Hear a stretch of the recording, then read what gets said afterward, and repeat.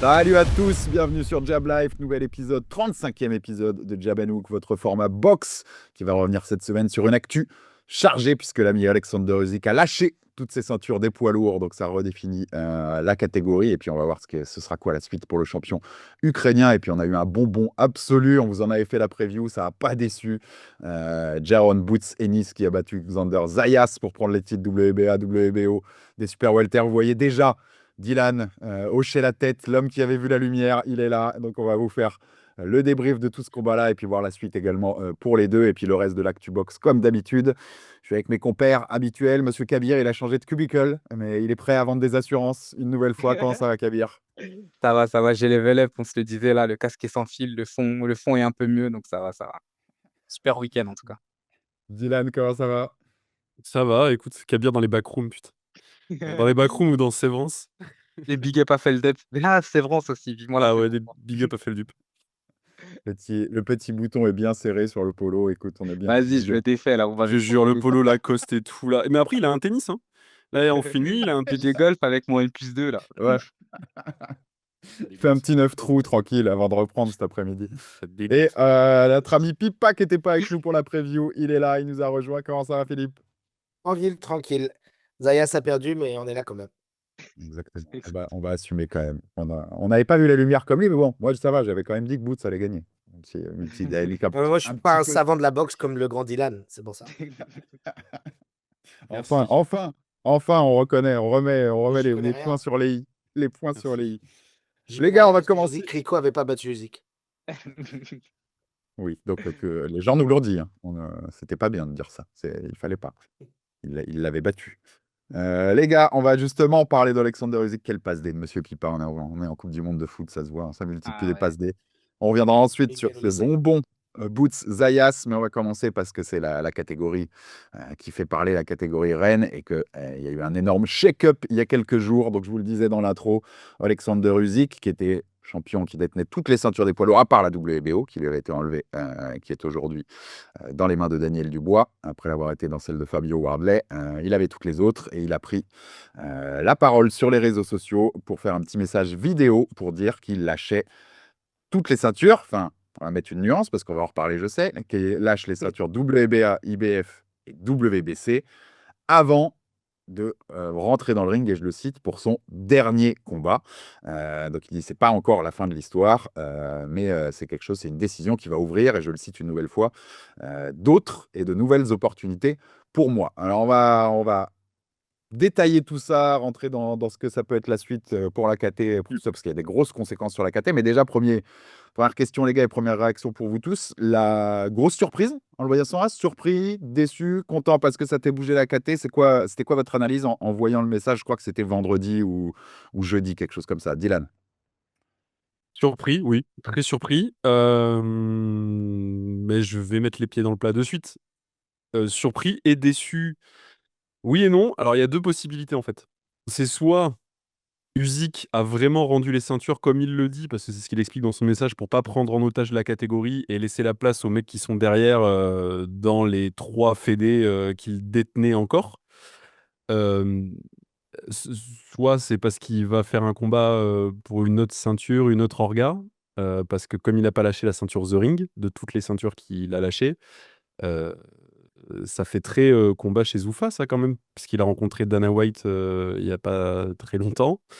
Juste après d'ailleurs que Tyson Fury ait rencontré Dana White, que Dana White devait avoir une grosse annonce. Bon, moi ça pue parce qu'en fait, Alexander Usyk est le champion linéaire des poids lourds. Donc si Alexander Usyk va faire un combat chez Zoufa avec pour la ceinture inaugurale poids lourd Zoufa Boxing, c'est vraiment ça moi qui me fait peur et j'ai vraiment l'impression qu'on parle là-dessus, peu importe les rumeurs des combats là contre John Jones et Wilder et je sais pas quoi. John Jones, en plus, il est encore sous contrat avec l'UFC. Bref, si ça part pour la ceinture inaugurale Zoufa Heavyweight, ça subtilise le titre linéaire des poids lourds, donc le titre le plus important des sports de combat. Là, on va être tous très clairs là-dessus, même ceux qui n'aiment pas les poids lourds. C'est le titre le plus important que tu puisses avoir dans les sports de combat, c'est le titre linéaire des poids lourds. C'est le titre ultime des sports de combat. Et du coup, il serait subtilisé par Zuffa Boxing et TKO. Et il n'existerait plus que chez eux, puisque pour le titre linéaire, il faut être The Man ou Beat the Man. Donc ça rend les choses un peu compliquées. Et c'est pour ça qu'on n'était pas chauds tous pour que la ceinture The Ring soit détenue par Turquie aussi. Parce que du coup, la ceinture The Ring était censée personnifier le titre linéaire pour que les gens y voient un peu plus clair, parce que le titre linéaire est pas incarné par une ceinture. Et du coup, c'était pour que les gens y voient plus clair. Le meilleur boxeur de la catégorie, c'est celui qui a le titre The Ring, peu importe les ceintures alphabet. Donc, surpris. Et maintenant, en fait, j'espère qu'on va avoir une annonce très bientôt parce qu'il y a deux possibilités. Soit Usyk remonte encore plus dans mon estime et je me dis, ouais, ok, bah, le mec est un grand seigneur jusqu'au fin fond de sa carrière où là, il a envie de se faire un kiff et en même temps, il veut pas prendre en otage la catégorie et ce serait magnifique. Et c'est vrai que ça devrait créer même une jurisprudence pour tous les autres, tu vois. Soit, soit il fait un move qui est incompréhensible et qui est complètement à l'opposé de toute sa carrière, en fait. Et il subtilise le titre linéaire, et là, ça me ferait vraiment fondamentalement chier parce qu'en plus, c'est un combattant et un être humain que j'admire énormément, Alexander Usyk. Donc voilà, voilà mon point de vue. Move incompréhensible pour lui, vu comme on le connaissait, mais absolument méga compréhensible si t'es Zoufa et que moi je suis eux, je mets tout l'argent du monde possible pour avoir ça, parce Ah que oui. c'est la meilleure légitimation possible de ce qu'ils font. Le mec qui a lâché les ceintures de toutes les orgas alphabet pour venir chez eux, pour faire leur titre à eux, c'est la légitimité absolue, le coup parfait pour dire, vous voyez, elles servent à rien vos trucs, tu vois, vous voyez, le champion du monde poids lourd, il est venu chez nous, les gars. Et surtout qu'on a le précédent Larry Holmes en 83 avec l'IBF. En fait, ça crée ça, c'est-à-dire que Larry Holmes refuse de combattre pour la WBC, la WBA, et il combat pour l'IBF à la place. Et c'est ce qui fait qu'en 83, l'IBF devient officiellement une Légitime. fédération majeure. C'est parce que le meilleur combattant, celui qui est champion The Ring d'ailleurs, et celui qui est le champion linéaire, décide de combattre pour la ceinture IBF plutôt que pour les autres ceintures. Et donc, l'IBF devient l'ère des trois ceintures commence en 83 avec Larry Holmes qui fait ce choix important. Donc, si Usyk fait ce choix-là, qui est le champion linéaire des poids lourds, effectivement, ça rend la ceinture Zuffa Boxing. Bah, en fait, on rentre dans l'ère des 5 ceintures, tu vois, tout simplement. Ça la légitime totalement. Kabir, qu'est-ce que t'as pensé de tout ça? Moi, je suis pas forcément surpris parce qu'on voit dans la trajectoire que prenait sa carrière, notamment avec, le dernier combat contre Rico, que c'était pas forcément pour les titres qu'il boxait. Je pense que et on l'a toujours dit et je pense que c'est depuis même maintenant plusieurs années, tellement il a un parcours dingue. Il peut se permettre de faire tout ce qu'il veut, mais là, on commence à atteindre une limite et pour ma part, enfin, j'ose croire qu'on ne va pas tendre vers soit une ère des 5 ceintures, voire une ère de une ceinture, hein, puisque finalement, la Zoufa oblitérerait toutes les autres ceintures à terme. Si on voit qu'il gagne, la guerre, médiatique, économique et juridique, toute l'organisation et toute, l'organisation tentaculaire, c'est là, TKO. Zoufa, arrive à tuer les orgas, on va dire, originales. Mais non, moi, j'espère pas en tout cas qu'il va se diriger vers ce choix. J'espère et j'ose croire au vu de, comme tu le disais, hein, sa trajectoire de carrière, qu'il décide de rebattre les cartes. Il fallait qu'il le fasse à un moment. On y pensait, on voulait, notamment peut-être un dernier combat, on voyait Thomas. Mais c'est pas plus mal s'il y a pas eu si ce fight se fait pas, s'il y a pas ce fameux, passage de témoin parce que comme on se le dit, il a un parcours, en cruiser et en heavyweight qui est, bah, flawless. Donc qu'il ne ternisse pas, qu'il ne fasse pas le combat trop, qu'il fasse son combat de kiff. Moi, j'ai tendance à me dire que le choix d'aller chez Zoufa, il a aucun intérêt pour lui, aucun avantage pour lui du fait que, bah, d'un point de vue financier, je pense pas qu'il ait, quelconque intérêt. D'un point de vue, humain, humain et en termes de carrière, il a plus rien à prouver. Donc à mon avis, il peut se permettre de faire ce qu'il veut et il est pas obligé de passer par Zoufa pour, affronter absolument qui il veut. Donc quand bien même il voudrait affronter quelqu'un d'ailleurs, hein, parce que quand tu l'entends après Rico, la prise d'otage qu'ils lui font en post-fight, il veut juste rentrer voir sa famille parce qu'il y a sa fille qui est sous les bombes. Je pense pas qu'il en ait grand chose à faire de la boxe et j'ose croire que du fait qu'il en ait plus grand chose à faire de la boxe et malgré l'amour qu'il a pour ce sport, à qui il a tout donné, depuis des années, il décide de partir sous les honneurs comme on l'a toujours dit, hein, sur son cheval, au bord de la mer et puis tranquille, quoi. Donc qu'il fasse un fight qui a aucun enjeu contre n'importe qui, mais qu'il laisse, la ceinture du ring. Parce que c'est vrai que cette annonce, elle était un peu tordue. On a tous douté quand il a dit: «Je lâche toutes mes ceintures», mais que finalement, on voit que celle de The Ring n'est pas en lice. Je préférais qu'il, voilà, qu'il parte tranquillement et qu'il arrête d'avoir des enjeux sportifs, et les ceintures avec. Pipa, ton avis sur tout ça? Écoute, je réfléchissais à tous les combattants que j'aime dans tous les sports, de combat confondus et je me dis: «S'il y a bien un mec qui est vraiment si proche de faire un sans faute absolu dans toute sa carrière, c'est Usyk». Cruiserweight incroyable, on tombe tous amoureux de son style, enfin un mec, je caricature, mais enfin un mec d'un poids un peu lourd qui est capable de danser, de bouger, qui montre qu'on peut être un athlète de ouf, même à une catégorie élevée. Enfin bref, mec intègre, mec père de famille, enfin bref, qui a plein de valeurs super, mec super drôle, super boxeur, qui prend que des mecs méga forts chez eux. Donc voilà, toutes les qualités que tu peux retrouver chez un combattant. Et là, il lui reste quoi, un combat ou un an? Et là, tu me dis que s'il y a un plot twist pire que je le suspecte, où il est à deux doigts de faire la plus grosse trahison possible de sa carrière, ça me rendrait mais genre, tellement triste que ça fasse ça. Alors trahison, je parle, c'est un gros terme, hein, mais je veux dire, c'est que tout ce qu'il a représenté pendant 20 ans, tout d'un coup, il le trahirait pour soit de Pourquoi? l'oseille, soit de l'influence, je sais pas. Après, tu sais, il y a le rapport avec son pays, rapport avec la guerre, rapport avec ses déplacements aux États-Unis. Tu vois, il y a peut-être des choses que tu connais pas non plus. Et puis ça se trouve, en fait, c'est juste qu'il veut combattre Wilder et c'est la seule condition qu'il lui a tu vois, j'en sais rien. Je parle, je motive au conditionnel parce que j'ai pas plus d'informations, mais le fait qu'il lâche pas The Ring, c'est là où le traquenard, je le vois venir, tu vois? Et j'ai plutôt peur du mauvais scénario que du bon. S'il avait tout lâché, tu vois? S'il a dit: «Bon, bah, je ne suis plus champion, rien du tout». Ah mec, tu peux aller combattre, John Jones, tu fais ce que tu veux, il y a aucun problème. Tu as tellement mérité de te faire des Rico, des John Jones, tu peux faire, enfin, voilà, il y a aucun souci. Donc le fait qu'il retire, ses 2 autres ceintures, c'est très bien, tu vois? Parce que ça prend pas en otage, donc c'est à sa valeur d'être humain qu'il est. Mais le fait qu'il garde The Ring, j'ai tellement peur que ça nous fasse une fin, où il part chez Zuffa et puis, bah, du coup, voilà, c'est le mec qui va, permettre à Zuffa d'être valide comme, fédération de boxe ou tu vois, genre de truc boxe et ça, ce serait vraiment, la pire fin de film. J'avais dit: «Ce serait horrible de perdre», j'avais dit: «Ce serait horrible de perdre sa carrière par, split décision contre Kabayel», tu sais, en mode un peu dans l'anonymat et tout. Bah, non, là, pour moi, c'est encore pire, du coup. Mmh. Il y a plein de couches à tout ça qui, je trouve, c'est intéressant et on verra, on aura les réponses dans les semaines, mois à venir. Mais Zuffa, on rappelle hein, toujours que c'est financé aujourd'hui, Zuffa Boxing. Le financeur principal, c'est là, hein, c'est l'Arabie Saoudite. C'est pas TKO qui a financé ça tout seul. Quand Usyk rencontre Dana White, t'en parlais Dylan, il rencontre aussi Nick Khan, qui est de TKO, mais qui est aussi surtout le président de la WWE, du côté de TKO. Qu'est-ce qu'ils ont pu lui promettre aussi, tu vois, pour la suite, tu sais pas, hein, tu sais jamais. Ils ont pu lui dire, mec, on va t'assurer pendant 10-15 ans. Si tu fais ce move-là, après, pendant 10-15 ans, on t'assure des trucs, je sais pas, via le catch, via d'autres choses, j'en sais rien, tu vois, mais ils ont pu peut-être lui promettre des trucs. Il y a plusieurs couches, à mon avis, dans ce truc-là. Je suis pas sûr qu'il aille faire le final move à Zuffa. La possibilité, elle est grande. Dylan, ta théorie, elle est plus que valide, hein. Enfin, j'ai pas de souci avec ça. J'ose espérer que non. Donc, c'est les dernières news qu'on a eues. Tu commençais à en parler Dylan aussi. C'est que son conseiller, Sergey Lapine, il a parlé que les deux possibilités qui étaient ouvertes, c'était Deontay Wilder, ancien champion WBC, on vous le rappelle, mais bon, qui n'est plus du tout à son prime, et John Jones. John Jones, tu le disais, c'est lié à Zuffa, par TKO. Enfin, c'est lié à toute cette entreprise-là, via l'UFC, où il est toujours son contrat. Il lui reste 6 combats, je crois, à John Jones, dans son contrat UFC. Le problème, c'est que je pense, tu peux pas faire Usyk Jones pour la ceinture Zuffa. Là, parce que là, tu légitimes pas.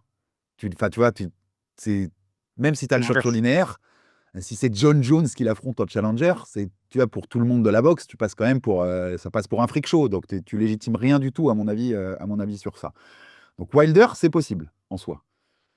Est-ce que Wilder, lui, serait prêt à passer ce pas-là, même s'il est plus à son top, bah, c'est quand même un challenger, voilà, un mec hyper connu dans cette génération de poids lourds.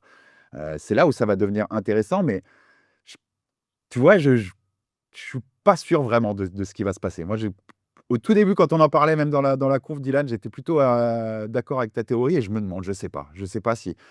Et même dans le fond, en fait, ce que je préférerais pas qu'il fasse John Jones hors Zuffa, dans un freak show sponsorisé par l'Arabie Saoudite. Aucun Et on ne problème. parle pas de ce truc linéaire, tu vois.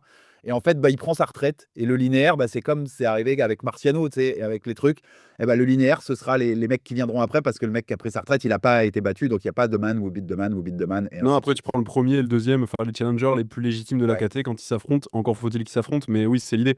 Par contre, moi, il y a un truc là dont on n'a pas parlé, parce que, effectivement, Sergey, il a dit Jones et il a dit Wilder.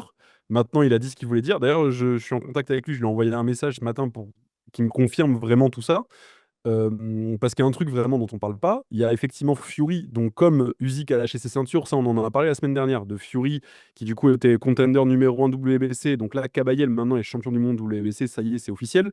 Donc Fury potentiellement combattrait Kabayel pour la ceinture WBC et après Fury Joshua pour la ceinture WBC, nanana.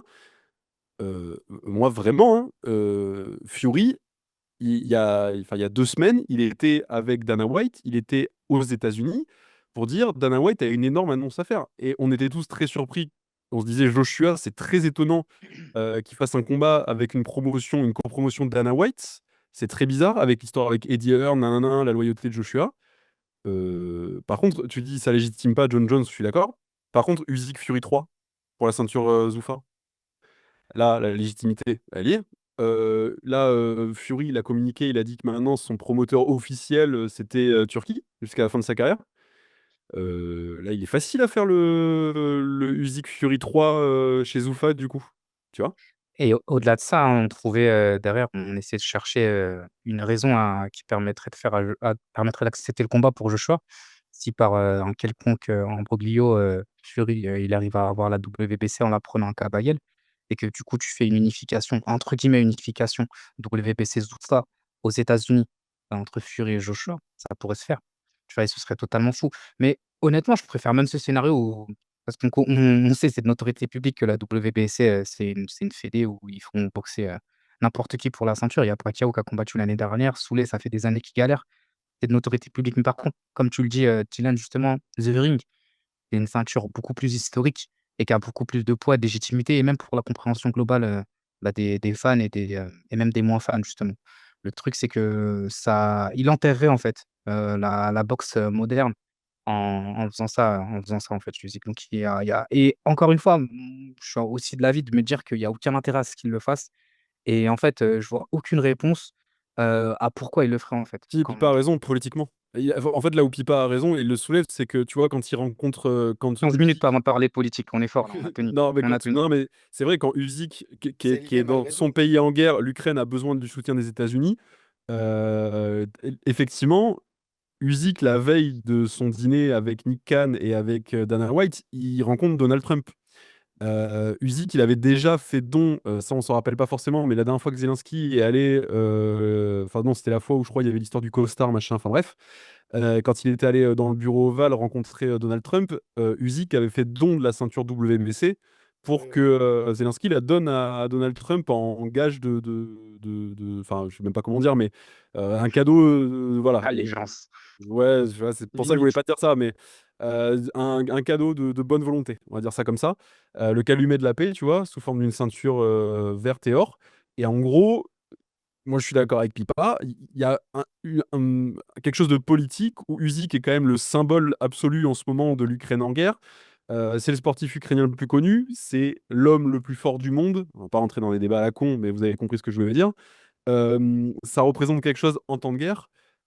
Et il rencontre Donald Trump aux États-Unis la veille de rencontrer Dana White. Et je sais pas, enfin, tu vois, ce qui se passe en coulisses, quand c'est à ce niveau-là, c'est plus important, je pense, qu'effectivement juste un chèque, parce que Usyk, il peut combattre n'importe qui, on peut citer n'importe qui, il va prendre un énorme chèque.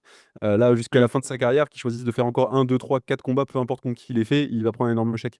Donc ça peut pas être juste d'une histoire de fric, parce que Dana White va pas lui, enfin, je veux dire, pour la ceinture Zuffa, ils vont pas lui filer non plus 500 millions de dollars, tu vois, enfin, soyons sérieux. Donc ils lui fileront pas plus que pour un autre fight, je pense pas. Et c'est là tout ma réserve, je me dis, si Usyk, enfin, il y a quelque chose qui se passe en coulisses, peut-être on en a pas, on a peut-être pas notion de l'impact et de l'importance de ce qui est en train de se passer en coulisses, et des tractations qui sont plus importantes que juste du sportif ou même du financier, tu vois. Mmh. Et c'est pour ça, moi, honnêtement, Fury, maintenant on a compris le personnage et l'être humain qui était Tyson Fury. Donc si Fury, lui, pour le coup, on lui file un chèque, même si on lui file 10 dollars de plus, lui il s'en fout, il va foncer là où il y a les 10 dollars de plus.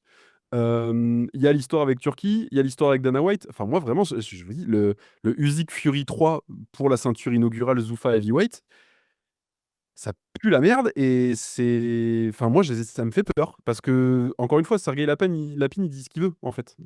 Tu vois, il dit ce qu'il a envie de dire. Et si le combat est déjà signé avec Fury, il a pas intérêt à en parler maintenant, tu vois.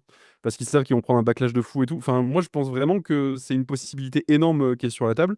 Et par contre, j'espère me planter. Je te le dis, j'espère vraiment fondamentalement me planter et qu'il va y avoir un freak show à la con, que ce soit contre Wilder ou John Jones, mais effectivement qu'il n'y aura pas d'histoire de Zoufa et voilà. Ah, Ouais, moi je suis d'accord avec toi, Diane, sur là-dessus, notamment sur le fait qu'Usyk soit très proche de Zelensky et tout.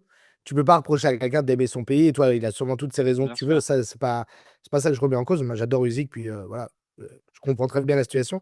C'est que il y a quand même, j'ai l'impression genre, j'ai oublié le nom de son ancien manager. Ça doit faire 2-3 ans qu'il s'est séparé de sa première équipe de Krajicuk, management à Usyk. Alexander Krajicuk. Voilà. Et à partir du moment où ça a arrivé, la carrière d'Usyk, elle a commencé à être, je vais pas dire moins honnête, mais ça a commencé à accepter des deals. Avant, c'était écoutez, c'est moi le boss, c'est ma vision des choses. Et là, il a commencé à se mondialiser un petit peu. En même temps que c'est arrivé. Et c'est ce qui a un peu a ruiné ses relations avec Lomachenko, qui lui est un pur Ukrainien, genre limite prêt à défendre le territoire comme les Klitschko, tout ce que tu veux. Et donc, il y a eu quand même une petite séparation dans son environnement qui a changé. Le décès de son papa et tout. Donc, bref, il y a eu beaucoup de changements dans son environnement. Et c'est ce qui me fait dire que c'est possible également que voilà, c'est évident que c'est pas une question financière d'aller combattre pour Zoufa ou pas. Parce que comme disait Kabir et tout, Usyk, c'est quand même le champion du monde poids lourd. Enfin, ça ne l'est plus, mais c'est The Ring, mais ça l'a été. On est tous d'accord pour dire que c'est le champion du monde poids lourd de la boxe. Donc ça représente quelque chose politiquement et sportivement, spécialement, comme Dylan le disait, parce que qu'on aime ou pas les poids lourds, peu importe en termes de boxe, le champion du monde poids lourd dans le monde, il a quand même un impact qui va au-delà du sport. Le champion du poids lourd de la boxe, bon, pas besoin de refaire toute l'histoire, mais c'est quand même quelque chose de méga important. Et quand je l'ai vu avec Trump et tout, enfin, pendant l'événement Maison Blanche et tout, alors qu'en même temps, il y a Fury, qu'en même temps, voilà, il y avait le truc entre Trump et Zelensky, et qu'il y a déjà eu des rapports entre eux, tu te dis, la seule chose qu'il pourrait lui apporter dans des négociations, c'est un appui politique ou une sécurité. Enfin, je sais pas, tu vois, c'est. Et en fait, j'essaie de trouver une solution, une raison pourquoi il ne dropperait pas à The Ring, tout simplement.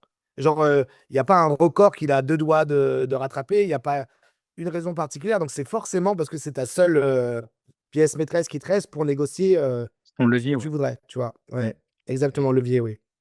Et le sous-texte politique, il est hyper important. Je sais pas, tu vois, on n'a pas ces réponses-là, mais tout ce que vous dites là, c'est hyper intéressant parce que ça permet de rappeler et qu'il faut jamais oublier qu'aujourd'hui, la société qui est derrière, elle est immensément et intrinsèquement politique. Je veux dire, TKO aujourd'hui, quand l'UFC signe avec le secrétariat d'État américain, avec Marc Rubio, un protocole de diplomatie sportive, ce qu'il faut comprendre, c'est que c'est Harry Emanuel, le grand patron de TKO, qui est en train de placer ses billes pour 2028 aux États-Unis. Parce qu'il a d'un côté les démocrates avec quelqu'un de sa famille, de l'autre, il se place auprès de Marc Rubio au cas où ce soit les républicains qui passent encore, pour continuer à avoir cette influence politique qu'ils avaient déjà avec Trump. Donc tout est immensément lié, interlié et politique dans cette société-là, dans la façon dont ils font les choses. Et en effet, obtenir des choses qui vont au-delà du sportif et de l'affichage et de ce que nous, on voit, c'est bien sûr plus que possible, en tout cas plus qu'avec aucune autre entreprise qui est dans les sports de combat aujourd'hui, puisqu'on implique aussi l'Arabie Saoudite, on applique aussi tout ça avec ces gens-là. Donc en effet, il y a un sous-texte politique qui est assez énorme et qui peut être réel. Faut pas le négliger et ça peut être une des armes pour convaincre aussi un Usyk de faire un move qui, eux, les arrange et qui, lui, va lui les arranger de ce côté-là. Et comme tu disais, Pipa, bah, ça, c'est pas un reproche qu'on pourra lui faire, lui, tu vois. Il aime ce pays et s'il peut obtenir des choses, bah, il joue sa barque aussi, donc c'est important. Des petits trucs intéressants, parce que vous parliez de WBC, donc Fury, ces dernières heures, pour poursuivre Dylan aussi, je sais pas si vous avez eu sa story Insta. Ces 3 dernières stories Insta, on enregistre le mardi à midi, hein, parce qu'on sera diffusé le mercredi normalement cette émission, les gars, mais nous on enregistre mardi à midi. Les 3 dernières stories qu'il fait, c'est une story où il dit Fight News, grosse nouvelle de combat qui arrive cette semaine pour moi, pour Tyson Fury. La story d'après, c'est un réel de Kabayel qui explique sa fierté de devenir champion du monde poids lourd. Et la story d'après, c'est le ranking WBC avec Kabayel et lui en numéro 1. C'est les 3 dernières stories. Ça prend du sens, On y va on en tout parlait droit. tout à l'heure, on y va tout droit et ça renforce le point de se dire, par un quelconque moyen, Fury pourra devenir, champion de WBC et ça légitimera l'opposition, avec Joshua pour une ceinture et Joshua en Voir soi avec là Usyk, voir avec Usyk pour plus tard peut-être. Parce que tu es pas ouais, pressé en plus, hein. Tu sais que tu peux faire ça en 2027, hein. Tu peux laisser passer, tu vois, l'arc Kabayel-Joshua de Fury et revenir l'été prochain ou, bien. ou à l'automne prochain. C'est les, Ah tous oui. ces- c'est un anniversaire, hein, c'est les 300 ans de quelque chose en Arabie Saoudite, je ne sais plus de l'installation du premier royaume ou je ne sais plus quoi l'année prochaine. Riyad Season, ils veulent en faire un truc exceptionnel.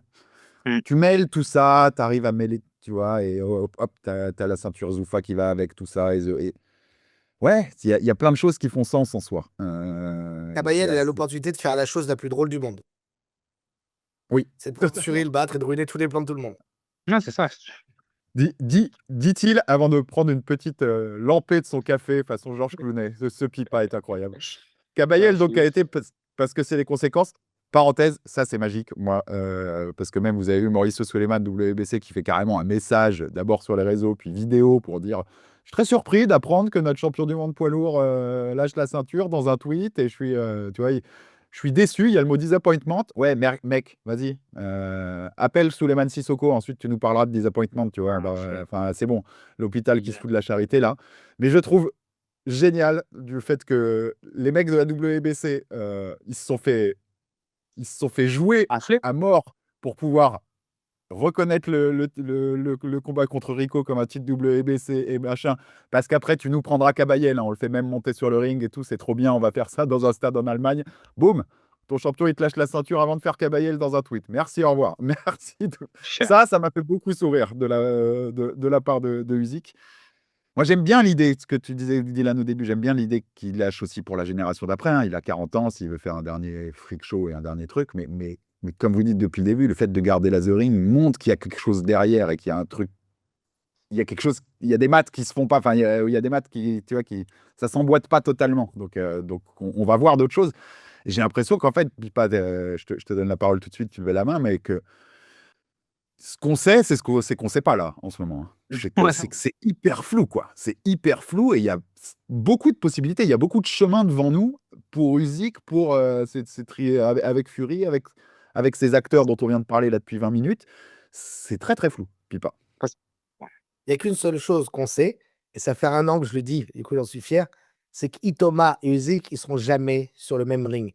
Donc il faut arrêter de rêver de ce combat, ça arrivera absolument jamais. C'est la seule validation que tu as, le fait qu'il drop les ceintures, que jamais de la vie Itoma il croisera Usyk dans un ring, dans un combat professionnel.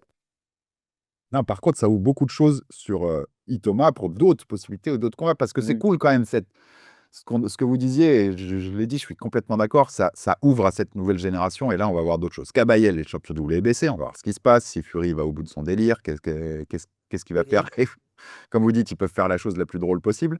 Du côté WBA, on avait la ceinture régulière de Gaziev remis en jeu à Moscou le 11 juillet contre Tony Yoka, sauf gros délire de la WBA, ce que possible, hein, c'est la WBA, mais ça va être pour la ceinture normale, hein. Le 11 juillet, il y a un Français qui a une chance de devenir un des champions du monde des poids lourds contre Le Gaziev. premier Français champion du monde poids lourd, hein. Ouais. C'est le premier. On en a jamais eu. Si c'est comme ça, Personne n'en l'histoire parle est encore, les folle médias, pour hein. Tony. L'histoire est Ah folle ouais. pour Tony, hein. Si ça finit pas Historiquement, lui qui s'enchaîne comme ça, c'est une folie, ouais.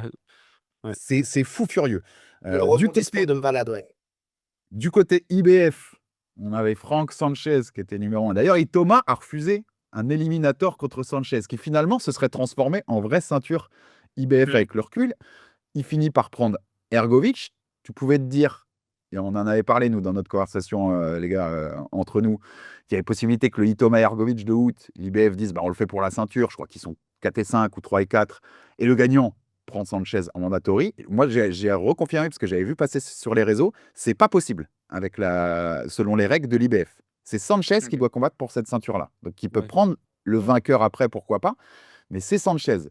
Sauf s'il préfère avant annoncer un autre gars que le vainqueur d'Itoma Ergovic pour qu'il y ait une ceinture IBF au plus vite possible, tu vois. Et dans ce cas-là, vous savez qui est le mieux placé? C'est fou.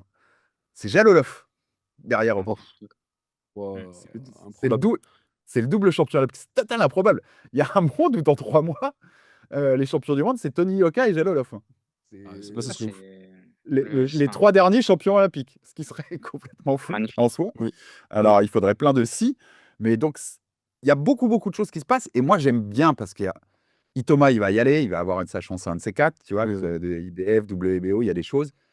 On en avait déjà parlé, mais on n'est pas à l'abri que dans quelques mois, Dubois Itoma, unification WBO IBF à Wembley, et c'est la nouvelle génération après que j'ai Et Thomas, c'est super comme combat. ouais, c'est Génial, marqué c'est un bis. Mmh. J'aime bien, quoi. J'aime bien parce qu'il y a du gros tu vois? Tout ce que je viens de vous dire là en 5 minutes quand même, il y a du dynamisme de fou furieux dans cette caté Kabir. On peut voir Ouais, beaucoup de choses là dans les les cartes 18-24 mois à venir.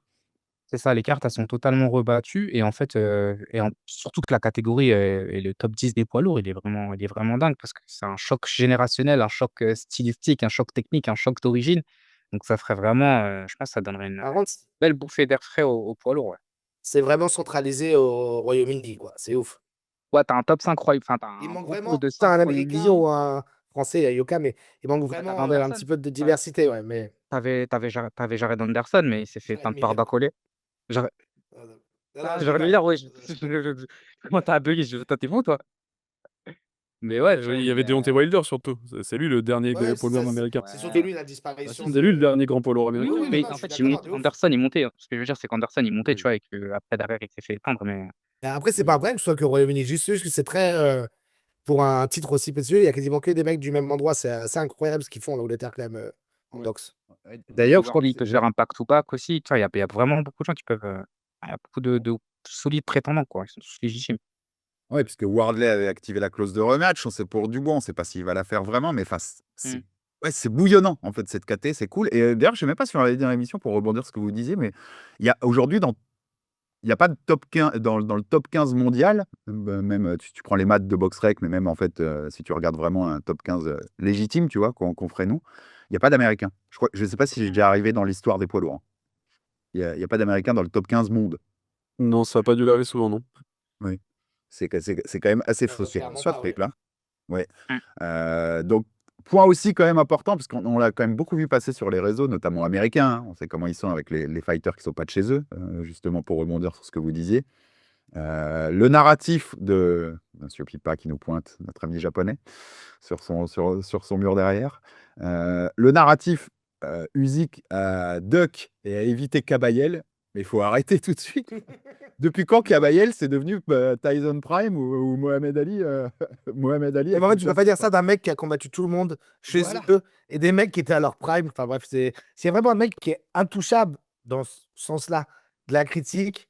Bon, il y a Zayas, mais il y a Usyk. En vrai, c'est que Usyk, il a vraiment, comme on disait, tout fait comme il faut. Donc, c'est clairement pas le genre de mec qui va aller, duck un mec qui est, prenable en plus. Voilà. Si Usyk En plus, évite c'est ça. quelqu'un aujourd'hui, c'est Itoma et c'est pas, grave d'éviter Itoma. Encore une fois, il a le droit parce qu'il y aura Pas dans toujours un l'état. non, mais puis il y a toujours un nouveau gars. Enfin, je veux dire, du coup, tu fais: «Bon, OK, je reste pour Itoma» et du coup, tu auras le prochain qui a 18 piges et on va te trouver un petit prodige, au fin fond de l'Ouzbékistan. Ouais, ouais, tu as raison. C'est toujours comme ça et je prenais déjà la défense de John Jones là-dessus à l'époque. Bon, il aurait dû lâcher les J'allais dire, ceintures. John Jones disait la même chose, ouais. Et Mmh. là-dessus, horrible être humain et en plus, il a pris Non, un mais il a raison. stage de la catégorie, mais sur ce point-là, moi, j'étais d'accord avec lui.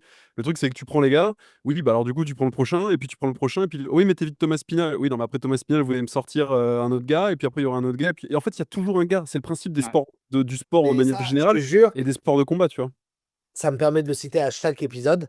C'est la phrase de Dana White: «John Jones doesn't want to fight». C'est genre, c'est à Mm. chaque fois cette idée que dès qu'une négociation est difficile, parce que, bah, c'est le 50e, adversaire qu'on te fait et qu'on te dit que si tu pas battu lui, tu as un legacy, blablabla, et bah, tu auras toujours le promoteur pour dire: «Bah, écoute, si un mec veut pas combattre, il veut pas combattre». C'est dans le sens que, en fait, ces mecs-là sont pas solides, donc l'idée que ces mecs-là, s'évitent entre eux, alors qu'ils ont déjà, je sais pas, une dizaine, quinzaine de défenses de titre, elle est juste ridicule. Alors le truc d'Itoma, je suis d'accord. Parce que c'est une trajectoire qui est vraiment, compliquée. Mais, Il y a Kabayel, aucune évidemment raison de que le prendre. Usyk, Il y a aucune raison de le Usyk, il prendre. fuit pas l'Europe pour, Kabayel. Mais non, mais ça Non, légitime pas plus sa legacy, que ce soit Kabayel, que ce soit Thomas. En fait, faut arrêter. Il a déjà battu tous les meilleurs de sa génération en cruiser et en lourd. En fait, il y a pas de. Il bat Dubois 2 fois. Dubois, dès que c'est pas Usyk devant lui, il gagne. Enfin, Joe Joyce, mis à part, a eu une période où Ouais, il ouais. a 14 ans. Mais Dubois, avant, c'est c'était bon, il a une avant. fracture, voilà. En fait, dès que tu lui mets les meilleurs de leur génération, il les tabasse, que ce soit en cruiser ou que ce soit en lourd. Tu peux pas, et même il les tabasse 2 fois, histoire qu'on ait vraiment pas de doute, tu vois.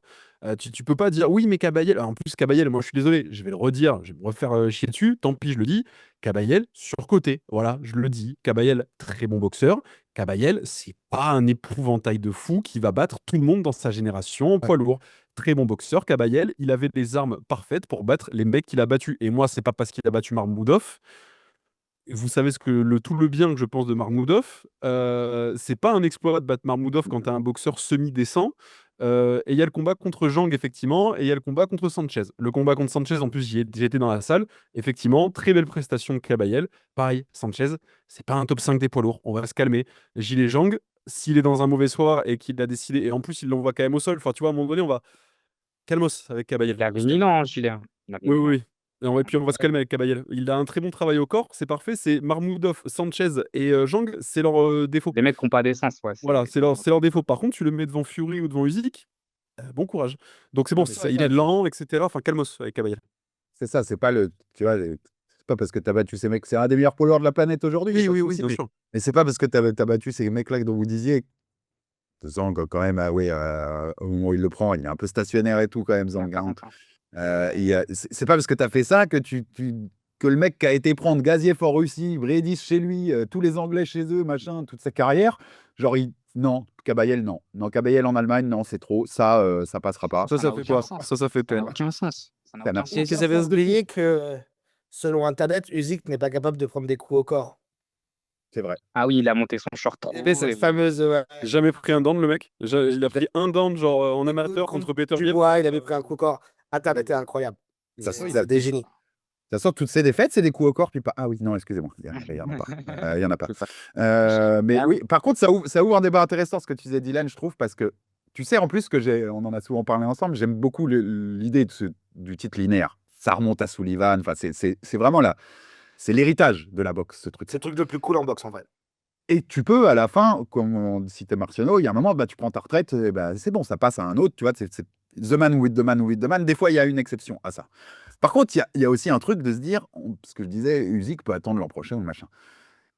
Le champion linéaire, il pourrait dire aussi à un moment, tu vois, je prends le truc à l'absurde, hein, je vais te pousser à l'absurde dans le raisonnement. Bah moi, je prends pas ma retraite. 1 an, 2 ans. Non, non, t'inquiète, je suis toujours là. Pour l'instant, je sais pas ce que je vais faire, mais je suis toujours là. 2 ans, 3 ans, 4 ans.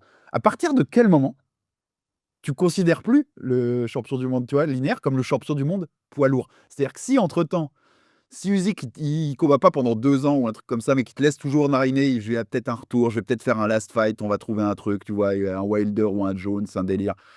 Euh, et qu'en attendant, tu as 8 Thomas Dubois pour une unification à Wembley. C'est qui le champion du monde des poids lourds? Bah, on a des exemples de ça. On a Fury, qui est resté champion linéaire quand il bat Klitschko en 2015. Il est resté champion linéaire.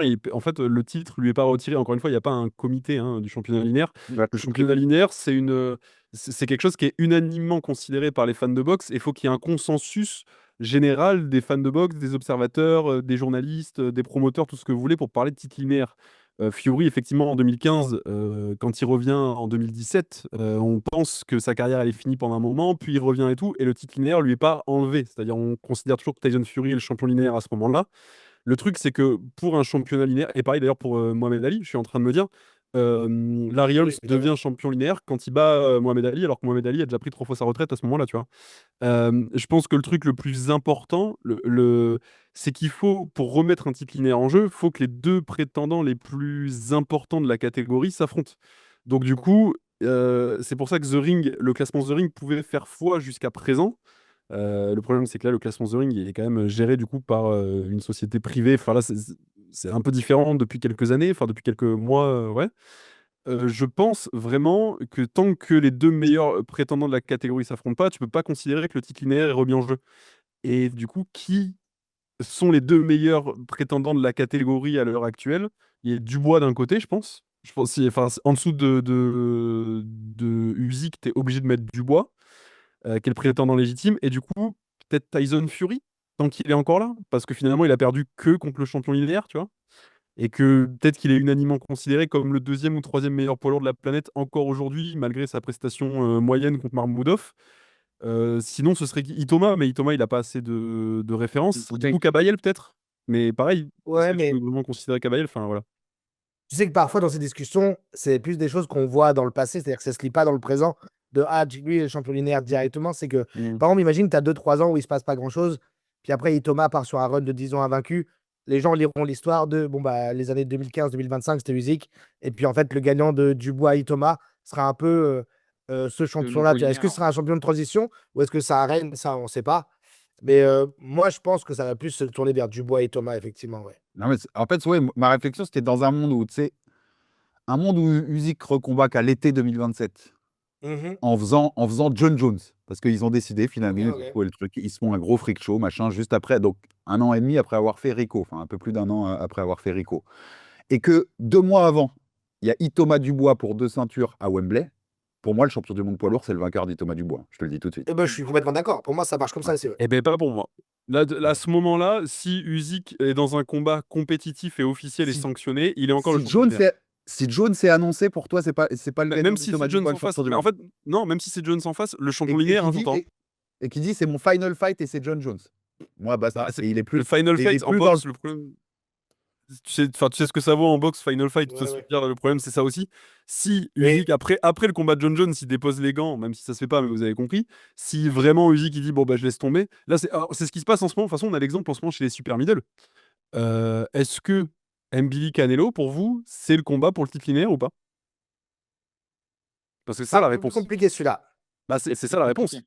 Est-ce que oui, enfin, Parce c'est que plus là, compliqué, mais c'est ça la dans réponse. le désert, oui, oui, je suis d'accord. Ouais, mais Mais après, ça va dépendre des sensibilités de chacun. Mais t'as raison, mais ça peut se poser comme question. Ça peut se poser. en Le titre est vrai, vacant, par c'est la passer de seule catégorie Canelo, qui est non, vacante, mais tu vois.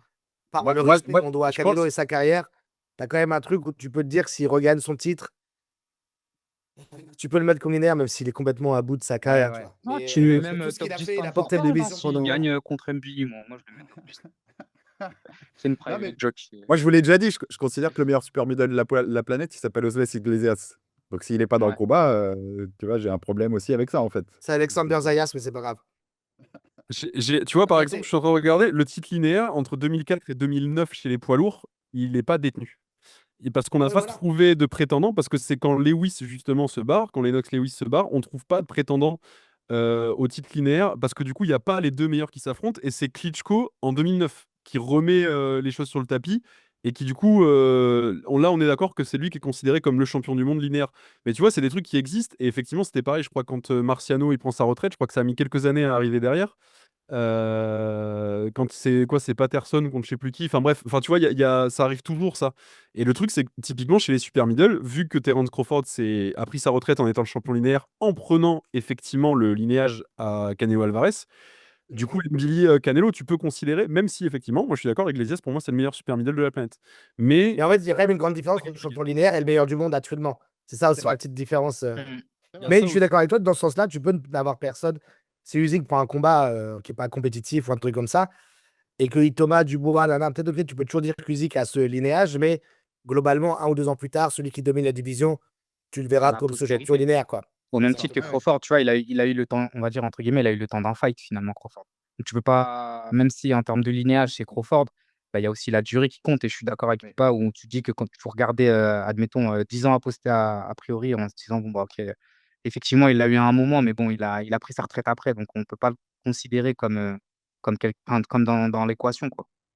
Non, mais c'est vrai que Dylan, t'as raison, le concept du last fight en boxe, bon, c'est un délire, hein, c'est un délire en soi. Même nos amis japonais avec Daigo Iga, les mecs prennent 4 fois leur retraite et reviennent chaque année. C'est OK? Mais moi, il m'annonce, je fais officiellement, enfin, tu vois, Usyk me dit, je fais mon final fight et c'est John Jones. Il sort dans l'instant de mon top 10 pound for pound. Dans l'instant, dans la seconde que je vois l'annonce. Au revoir. ah, pas C'est-à-dire moi, tu il a trop mérité des Au trucs, revoir. Usyk. Après, si le Mais pay ou c'est ça, pas une remise en cause de déteste ta carrière. C'est pas une remise en cause de Alex, ta on aurait pu carrière. avoir le même discours pour Rico. Tu vois ce que je veux dire? Pourquoi Oui. elle est où la différence? Elle est où la diff, Je finalement? pense que c'est l'enchaînement Rico plus John Jones, ça fait beaucoup par contre. Je pense, hein, Ouais, mais ouais, tu vois. tu prends un mec du kick qui a fait un seul fight de boxe pour tes seins. Tu vois ce que Mais je te c'est suis, En fait, mais le en truc, fait, c'est que Rico, c'est ce que vient de dire Dylan. Je lui en laisse une. Je lui en ouais. laisse une. Tu m'en à fais deux. l'époque, on pensait tous que Rico était le gimmick. On pensait tous que Rico était le gimmick et après, il retournait dans le chemin de WBA, nanana. C'est une En fait, parenthèse, pas finalement. gimmick sur Et c'est pas remettre en cause la carrière d'Usyk, qui est vous savez, comme je kiffe Usyk, c'est un box. Il laissera une trace extraordinaire. Moment, mais à un moment, la boxe, c'est aussi des challengers légitimes. C'est des mecs qui ont charbonné pour arriver là. Et si ta fin de carrière est très bien pour toi, tu veux prendre des thunes, mais c'est des freak shows, machin, machin. Moi, OK. je te mets plus, tu vois, ouais, je te considère plus comme un boxeur normal, tu vois. Je te considère comme un des plus grands poids lourds et qui nous fait des freak shows. Et c'est très bien pour toi. Mmh. Mais c'est des débats qu'on aura. Et sur petite info qu'on n'avait pas donnée tout à l'heure aussi, c'est que pendant le Zayas Ennis, pendant la diffusion, Eddie Hearn, le promoteur de Boots, hein, a dit que Usyk affronterait Wilder. Il a dit que, alors, je ne sais pas si c'était une info ou si c'était son feeling, mais c'est ce que lui a balancé. Et pour rester complet Moi, sur les c'est lourds, moins pire des décisions, mais Ouais, c'est OK. oui, sans doute, ouais. Ouais, oui, sans doute. Si c'est chez Zoufa, on sera moins fan, mais écoute, enfin, Ouais, mais au moins, il aura fait le beaucoup moins, ouais. triptyque, et puis voilà, c'est pas Il a mal. quand même un lien avec Wilder qui est. Parce que c'est quand même, malgré les défaites de Deontay récemment, c'est un nom qu'il a jamais lâché de sa bouche quand même, musique. Je pense qu'il y a un truc où pour lui, tu vois, pendant qu'il montait, il y avait la rivalité entre Fury et Wilder, le mec qui met des gros KO, le champion du monde poids lourd américain. Je pense que dans sa tête, malgré les défaites, ça reste un truc, il se dit, oh, on a quasiment même génération. Il veut se combattre tout court, je pense. Il veut les 3 noms, mais et après encore une fois, s'il le fait, c'est pas grave. Il y a pas de enfin, s'il le fait pas pour les ceintures, on revient sur le titre linéaire, mais s'il le fait pas pour les ceintures, enfin, Wilder mérite pas un title shot, mais c'est pas grave. Enfin, tu vois, c'est là pour le Verhoeven coup, non plus, tu vois? Verhoeven le méritait pas non plus, le méritait moins que Wilder pour le coup. C'est pas grave. Mais là pour le coup, c'est vraiment pas grave. Mais effectivement, moi quoi qu'il arrive, encore une fois, à partir du moment où c'est un combat qui est sanctionné, qui est un combat officiel, pour moi le titre linéaire, tu le perds dans le ring ou effectivement tu perds quand tu prends ta retraite officiellement. Usyk qui prend sa retraite un an après. Et tu vois, je suis en train de regarder pour le truc l'histoire de Fury. En fait, Fury, quand il dit qu'il prend sa retraite, etc., en 2015, le magazine, enfin la rédac de The Ring Magazine l'a contacté et a contacté son entourage pour savoir si c'était vraiment une retraite ou s'il était out of the sport, le temps de gérer ces histoires bizarres là, de drogue et compagnie. Et en fait, l'entourage lui répond oui, oui, en fait, il reviendra. C'est juste que là, il va être out un moment parce qu'il a beaucoup de trucs à gérer, mais il reviendra. Et donc, c'est pour ça que Fury est jamais considéré OK. comme à la retraite et qu'il reste champion linéaire. Si effectivement c'est inactif. officiel, voilà, il est inactif, mais il n'est pas à la retraite. Si effectivement c'est officiel la retraite de Usyk, le titre linéaire devrait être remis en jeu dans un moment où le consensus devant tous les observateurs est fait que bah oui, c'est les deux meilleurs qui s'affrontent. Donc là, on a le vrai champion du monde poids lourd qui sera le mec qui aura la main levée à la fin du fight, tu vois. Mmh. Mais c'est pour ça que c'est important quand même.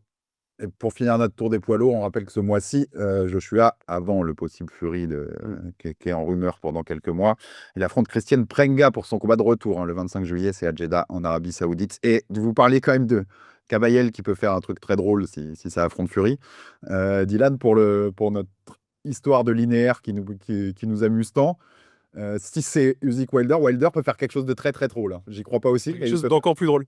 il peut faire quelque chose de très très très très très drôle pour le coup. Ouais, ouais. Bah, ce qui serait assez fou, tu vois, qu'en 2026 ou 2027, Wilder devienne champion linéaire des lourds, ce serait un délire, hein. Écoutez, donc on a fait le tour. En tout cas, n'hésitez pas à nous dire aussi en commentaire ce que vous pensez, qu'est-ce qui va se passer, qu'est-ce que vous imaginez la suite pour Usyk et puis la suite globale pour les poids lourds. Et puis, c'est dans 11 jours, c'est fou. Dans 11 jours, il y a un Français qui va faire un championnat du monde des lourds. Donc, on va y revenir, hein. Et Ne en vous fait, inquiétez pas, ça me saoule qu'on y n'en parle revenir. pas assez dans les médias, franchement, ça C'est qui le dernier? C'est Duopa, non?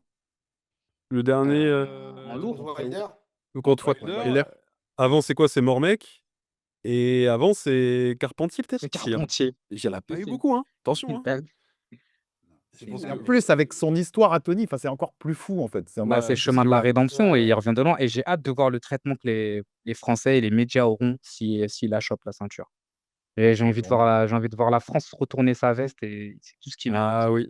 C'est que le dernier champion linéaire poids lourd américain, c'est Asim Rahman.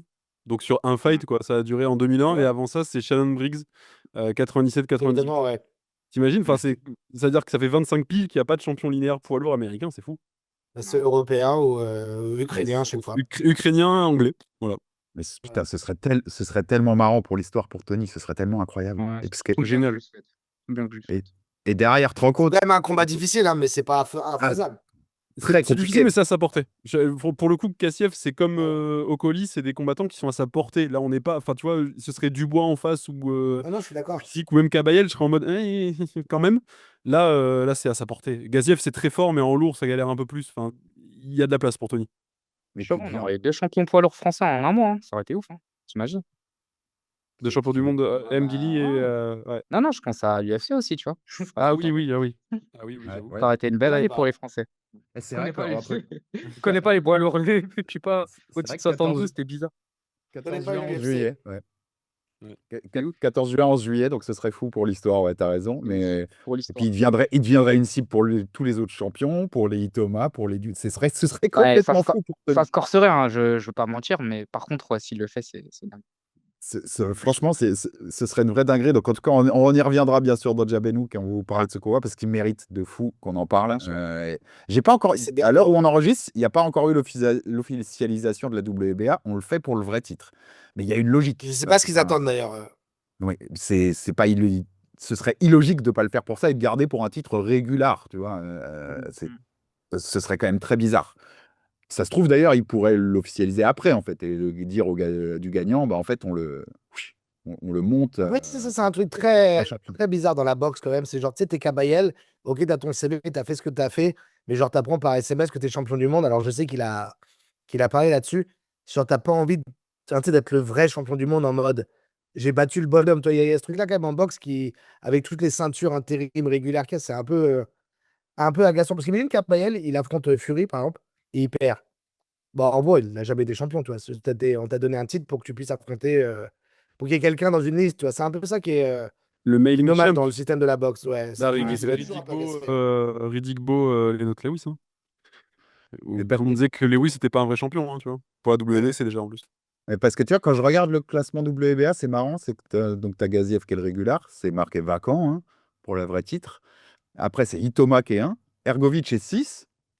Avec ces fous là, t'es pas. Hop, il y a Itoma Ergovic en août, vas-y, on met la vraie ceinture en fait et on garde la régulière à Gaziev, tu sais, je sais pas, il se tape un délire plutôt. Alors, Ouais, Et ça pourrait, hein. Attention, hein. le numéro 2, c'est Gérald Miller. On est bien. C'est Et numéro c'est 3, OK. Fury. Et 4, Joshua. Joshua, tu sais qu'il est top 5 de partout. Hein. Et Joshua, il va. partout, Joshua, il y a un moment où il peut combattre pour une ceinture, là, en claque de Oui, doigts, il va. Prochain combat, ça peut être, exactement. enfin pas celui-là, mais celui d'après, ça peut être pour une ceinture. Bah, ce fois-ci, il fait un bête de fight, hein. S'il a, il te fait une belle prestation, qui c'est à sa portée, ouais, il a toutes les pièces. Mais il y a la Ça va place. très, ça va très vite se rapprocher. Et ouais, en tout cas, ouais, ça va bouger. Il y a beaucoup de choses qui vont bouger dans cette KT et c'est cool à voir, de toute façon. Mmh. Donc, on prend tout ce qui va se passer et on suivra ce feuilleton, bien sûr, d'Odja Benouk pour vous raconter cette catégorie reine et son évolution. On va passer à un petit bonbon, messieurs. Samedi soir, au Barclays Center de Brooklyn, monsieur Jaron Woods Ennis Amikao Zander Zayas au 7e round après l'avoir donné au round 1 et au round 5 pour devenir champion WBA, WBO des super welter, cette catégorie de requins où le top 10 est incroyable de densité et avec tous ces noms-là. Et je l'ai re-regardé ce matin, je l'ai vu dimanche, un gros week-end de famille, je l'ai vu dimanche soir et je l'ai re-regardé ce matin avant qu'on fasse l'émission. Je vous le disais dans la conv, Kabir, il est hypnotisant ce combat. Il est incroyable. De la première à la dernière seconde, il n'y a que 7 rounds, mais tu as l'impression que ça dure 2 minutes tellement c'est Ouais, incroyable ce que tu vois dans le ring. Magnifique je suis combat, comme on l'avait attendu, comme on l'avait espéré. C'est ça exactement, c'était un feu d'artifice comme on l'avait prévu, une opposition de style et vraiment un combat qui tient ses promesses où je pense que vraiment les 2 ils ont tout donné.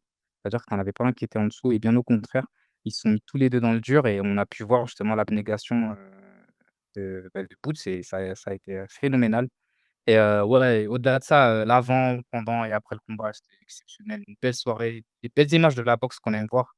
J'ai beaucoup apprécié, tout l'après-fight, hein, avec, Zayas qui super attitude et même on rentrera dans le cœur du combat, dans l'approche du combat et dans son attitude, et la manière dont il a géré le combat, beaucoup de maturité pour un gars qui a tout juste 23 ans, ce qui donne de belles promesses et ce qui confirme ce qu'on se disait en preview, bah, qu'en fait, peu importe qui gagne et qui l'emporte, le gars qui va perdre, il aura une trajectoire de carrière absolument dingue.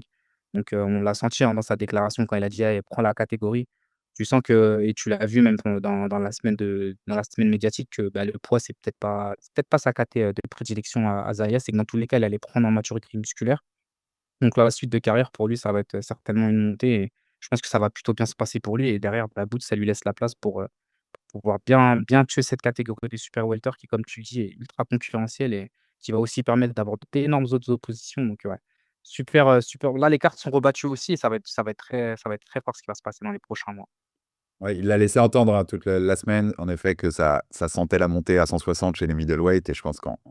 qu'avec cette défaite-là encore plus, bah, Ouais. il y a encore plus une raison de monter. Donc, j'imagine bien sa suite à Zayas chez ses super middle. Pipa, ouais, ce combat, qu'est-ce que tu en as pensé du combat en lui-même? Et c'est Craig Scott, tu sais, qui fait les punchlines sur Substack, qui est un écrivain magnifique, et qui dans dans sa colonne cette semaine, dans sa chronique, il dit, et j'adore, il dit, j'ai beaucoup aimé, en fait, parce que ce combat, il est un peu passé sous les radars si t'es pas fan de boxe, tu vois. Grand public en a pas parlé, tu vois, dans les médias français ou truc, c'est un combat, mais en fait, et il disait, j'aime beaucoup sa réflexion, il disait, moi j'ai bien aimé, parce que c'est le genre de truc où tu es content d'être le fan de boxe. Parce que toi, tu es le fan de boxe, tu sais ce que ça vaut, et quand tu vois le résultat dans le truc, voilà, tu es devant ton écran et tu as juste un smile, et tu te dis, ah, ça c'est du putain de combat de boxe, tu vois, et c'est pas les trucs de grand public quand il veut aller voir Jake Paul ou autre chose. Là, on se régale quand on aime la boxe, plus pas. Mais là, tu me fais une passe D parce qu'avant même de parler du combat, j'allais te dire, on pourrait écrire une lettre d'amour à Boots et à Zayas en vrai. Je vais laisser Dylan parler de Boots après, vu que c'est son gars. Je le Mais laisse pour la fin, je le laisse pour la fin. Tu ouais, veux ouais, dire. vraiment. Moi, Zayas, je l'aime bien. Parce que déjà, j'aime bien comment il combat. Il a un style vraiment très particulier, un peu old school. Alors, trop de proportions gardées parce que c'est pas le GOAT, mais moi, il me fait penser à Duran, tu vois, dans son attitude, dans comment il est, en moins méchant. Mais il prouve dans la volonté d'affronter juste toi, les meilleurs qui sont dans les alentours de ces catégories, à son âge, d'avoir déjà un CV, toi, qui se charge rapidement. J'adore sa mentalité et avant même de parler du combat, le fait qu'il ait pris ce combat, c'était déjà pour moi un truc qui redore mon amour de la boxe, tu vois, parce que c'est un sport qui est tellement gangréné par des négociations infinies, d'ego mal placés partout, que là, c'est un gamin de 22 ans, 23 ans qui nous fait la leçon, en fait. Enfin, qui fait la leçon à tout le sport, en fait. C'est-à-dire que même son attitude post-fight, là, on parle tous, il faut qu'il monte à 160 et tout. Quand on lui pose la question, il dit par respect, je vais pas vous dire que je vais monter, parce que ça voudrait dire que j'ai perdu à cause du poids. Donc laissez-moi réfléchir vers ça, mais donner tout le crédit au mec qui m'a tabassé.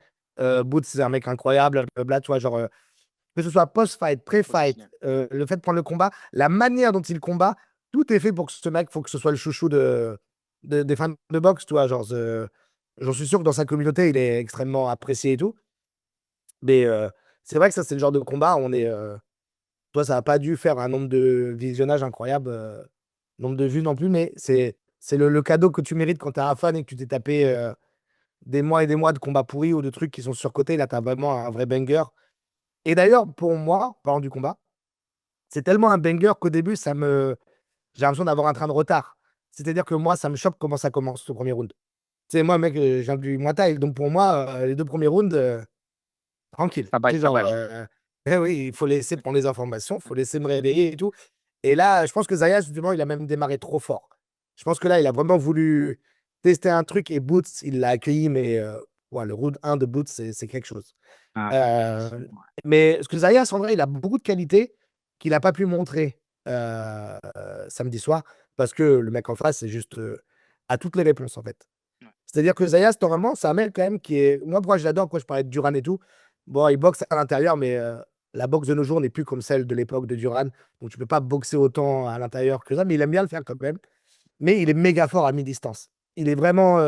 Pour ceux qui kiffent le basket, Boots, on aurait pu l'appeler Rip Hamilton, limite dans le combat, parce que tout ce qui est à mi-distance, il le mettait, il le mettait. Ce qui est normalement la distance préférée de Zayas. Mais Boots, il était vraiment un cran au-dessus là-dessus. Et je trouve que du coup, Zayas, il a vite démarré très vite en se basant plus sur ses esquives latérales et la volonté de puncher à l'intérieur. Et en fait, je trouve que Boots, c'est un meilleur puncher. Il est plus vif, il est plus rapide, il a plus de variété dans ses sélections d'attaque, notamment les uppercuts. Ce qui est un truc, un peu un défaut dans le truc de Zayas, c'est qu'il aime bien jab et tout de suite descendre, tu vois, changer de niveau. Et bah là, contre Boots, contre un mec qui peut te uppercut jusqu'à la lune avec les 2 points, c'était un immense problème. Mais le combat est d'une intensité malade. C'est-à-dire qu'à la fin du round 1, tu es déjà en mode. Bon, à bout de souffle. euh, Toi-même, t'es fatigué quand tu les as. mais moi, je ne peux pas respirer. T'as été Et alors, le round 3 est super historique, on va en parler après. Mais moi, je pense même que pour la fin du combat, je pense même que sur le down du round 5, qui est magnifique, là, l'uppercut de Boots, tu peux arrêter le combat là en vrai. Mm. Je pense aussi. Ou en tout cas, Zayas dans est les tellement fort qu'il continue, mais en vrai, là, tu vois que ça a pris une tournure où c'est une dérouillée, quoi. Et donc, les gens qui disent qu'il a abandonné, Zayas, vous êtes des cinglés. Arrêtez de regarder ce sport. Mais justement, c'est cette attitude-là qu'on attend d'un champion. Le fait qu'il pose le genou. On l'a vu il y a 3 semaines, quand tu poses pas le genou, comment tu finis? T'as le nez cassé, t'as 2 planches orbitaux qui pètent. Quand tu veux pas suivre ton game plan, quand tu penses que tu tombes amoureux de ton punch quand tu boxes comme un idiot. Donc au contraire, il a 23 ans, moi je trouve ça dingue qu'il ait déjà osé, alors que c'est lui le champion, qu'il ait accueilli un mec, un épouvantail, qu'il ait mis en risque son zéro alors qu'on est dans une génération où beaucoup de gens s'évitent et encore, je suis gentil et qu'en plus il aille quand même à faire de son mieux de son game plan et qu'il admette qu'il a pas trouvé de solution. Après moi, le 5e, moi je pense qu'il s'est relevé, je pense qu'il y croyait encore et je pense il avait aussi des pièces parce qu'il a réussi à le roquer un petit peu. Mais par contre, tu te rends compte qu'effectivement en termes de variété de frappe, en fait, Boots il avait trop de clés. Il avait beaucoup trop de clés et en fait, Zayas, c'est pas que c'est un boxeur unidimensionnel comme tu le dis, il a beaucoup Non, d'options, non, OK. mais le problème, c'est que, c'est un style qui est compliqué à tenir face à un contreur et en plus de ça, il y avait un point dont j'avais parlé, moi, je m'étais dit: «Quand même, ça restait sa catégorie et même s'il galère à faire le poids, il allait le surdominer physiquement», mais Boots, c'était un pit. C'était un pit et en fait, en termes de rythme, en termes de volume, en termes de la manière dont il prenait le ring et de la manière dont justement à mi-distance, ils arrivaient à s'entrechoquer sans être trop secoué, c'était impressionnant. Donc en fait, tu te rendais compte que Zayas finalement le gap physique que je croyais qu'il allait avoir et l'effet vague qu'il a essayé d'imposer dès le premier round, on a vu que ça a marché quand même, mais qu'en fait derrière, déjà Boots il recule pas et il va sur le côté, il t'en colle une. C'est pour ça que, d'ailleurs on a eu la séquence du premier down qui est dingue. Donc non, non, moi je trouve que Zayas il a boxé de la meilleure manière qu'il aurait pu le faire et est tombé sur plus fort et Ouais. voilà, hein, c'est Dylan qui nous expliquera lui, il a fait le taf quoi et là, J'y c'est arrive. très bien pour lui, hein. J'y arrive, donnons la parole à l'homme qui avait vu la lumière. Mais oui, en effet, c'est juste qu'il est tombé sur plus fort. C'est un super boxeur, Xander Zayas, c'est un fabuleux boxeur, mais là, il est tombé juste sur le niveau au-dessus. Et il y a des niveaux, même dans l'élite, tu as l'élite de l'élite, et voilà, tu as des niveaux à ce niveau-là. Mais ouais, dernier hommage, et après on passe à Boots, et au gros focus sur ce qu'il a fait. Mais oui, le narratif, il a abandonné. Non, il est tombé sur plus fort, il l'a compris. Et quand il met le genou, et t'as raison, Kabir, il y en a d'autres qui devraient le faire des fois, bah, il met le genou, il regarde son coin, tu vois, il regarde son coin, et c'est son coach qui stoppe. Et son coin, il fait, hein? Et il est d'accord en fait avec son coach, tu vois, il remet son destin dans les mains du coach un peu en lui disant, mec, tu vois ce qui se passe. Le coach stop, c'est bon, il est d'accord, il rend ses fleurs à Boots après au micro, enfin, hyper classe, hyper classique. À 23 ans, il a pris un plus gros challenge que Tank Davis n'en a jamais pris à 31 ans. Voilà, ça Oh c'est la dit, ça c'est fait. Ça c'est fait, c'est Il comme va ça. se ouais, caler, ouais, mais Alex. oui. Mais oui, c'est comme ça, parce que tu vois, faut respecter, c'est ce que disait Pipa, Mais je c'est suis genre, complètement d'accord. Non, qui non, te tu as redonne raison. qui te redonne l'amour de la boxe. C'est ça. Et Justy est tombé sur plus fort. Monsieur, l'homme qui avait vu la lumière, Dylan, en effet, Boots, il fait juste. Et dès le premier round, t'as raison, Pipa, c'est un délire. Le 3, t'es debout devant ton écran, tu te dis, mais qu'est-ce que je suis en train de mater? C'est n'importe quoi ce combat. Parce que l'autre, il a montré du cœur et il est revenu Zayas. Alors que tu pouvais penser à la fin du 1 que ça allait durer 2 rounds, quoi, l'histoire. Mais Boots, ce qu'il fait, la rapidité, l'efficacité, la précision, à mi-distance, comme disait Pipa, dans la boîte quand il faut. Dylan, je m'incline, il est juste trop, trop fort. Bah, j'avoue que là, même moi, je suis content parce que ça fait quand même quelques années que je le dis maintenant, parce que je répétais à Kabir sur Fight Minds déjà à l'époque, quand Boots n'avait pas encore eu de vrai combat sérieux, tu vois, quand il n'était pas encore champion du monde. Bon, là, c'est bon, champion du monde dans 2 KT, champion du monde unifié dans 2 KT, fini. Et puis, fini les débats. Alors, premier truc, effectivement, Zayas, quel guerrier. Il va revenir très fort et je pense que dans la catégorie, il n'y a pas grand monde qui le bat à part Boots, hein. Parce qu'il a toutes les qualités pour. Ce qui est marrant, moi, ce qui m'a marqué sur ce combat, c'est que Zayas n'a pas combattu comme il combat d'habitude, parce que ses armes habituelles, et ça, c'est ce qu'on avait dit dans la preview, pouvaient un peu être inefficaces contre Boots, notamment les changements d'angle, etc. Contre un mec qui boxe aussi bien des deux côtés. Bah, du coup, tes changements d'angle, ils ont pas le même impact. Donc, tu peux pas autant faire tourner la tête à un gars comme Boots que tu peux le faire avec n'importe qui d'autre de la KT, puisque Boots, vraiment, il est très à l'aise dans les deux gardes et qu'il est capable de switcher de garde à n'importe quel moment, comme le faisait un peu un Marvin Hagler. Là, je parle même pas de Crawford, mais c'est-à-dire un mec, peu importe de quel côté du ring t'es, il est capable de la même façon de t'allumer et surtout de te contrer. Et en fait, pour ceux qui boxent un peu, enfin, qui font des sports de combat, je pense que vous avez remarqué, si jamais vous avez déjà essayé de changer de garde en plein combat, c'est pas tellement sur l'attaque que c'est complexe, parce que ça s'apprend. C'est sur la défense. C'est que du coup, tu pas du tout les mêmes positionnements, tu pas le même transfert de poids de corps, tu pas le même jeu de jambes en fonction de si tu es à droite ou à gauche. Et Boots, peu importe de quel côté il est aussi à l'aise en fait, vraiment fondamentalement, plus que Crawford par exemple, qui, comme le répétait Pipa, et si je suis assez d'accord avec lui, est un gaucher qui sait très bien boxer à droite.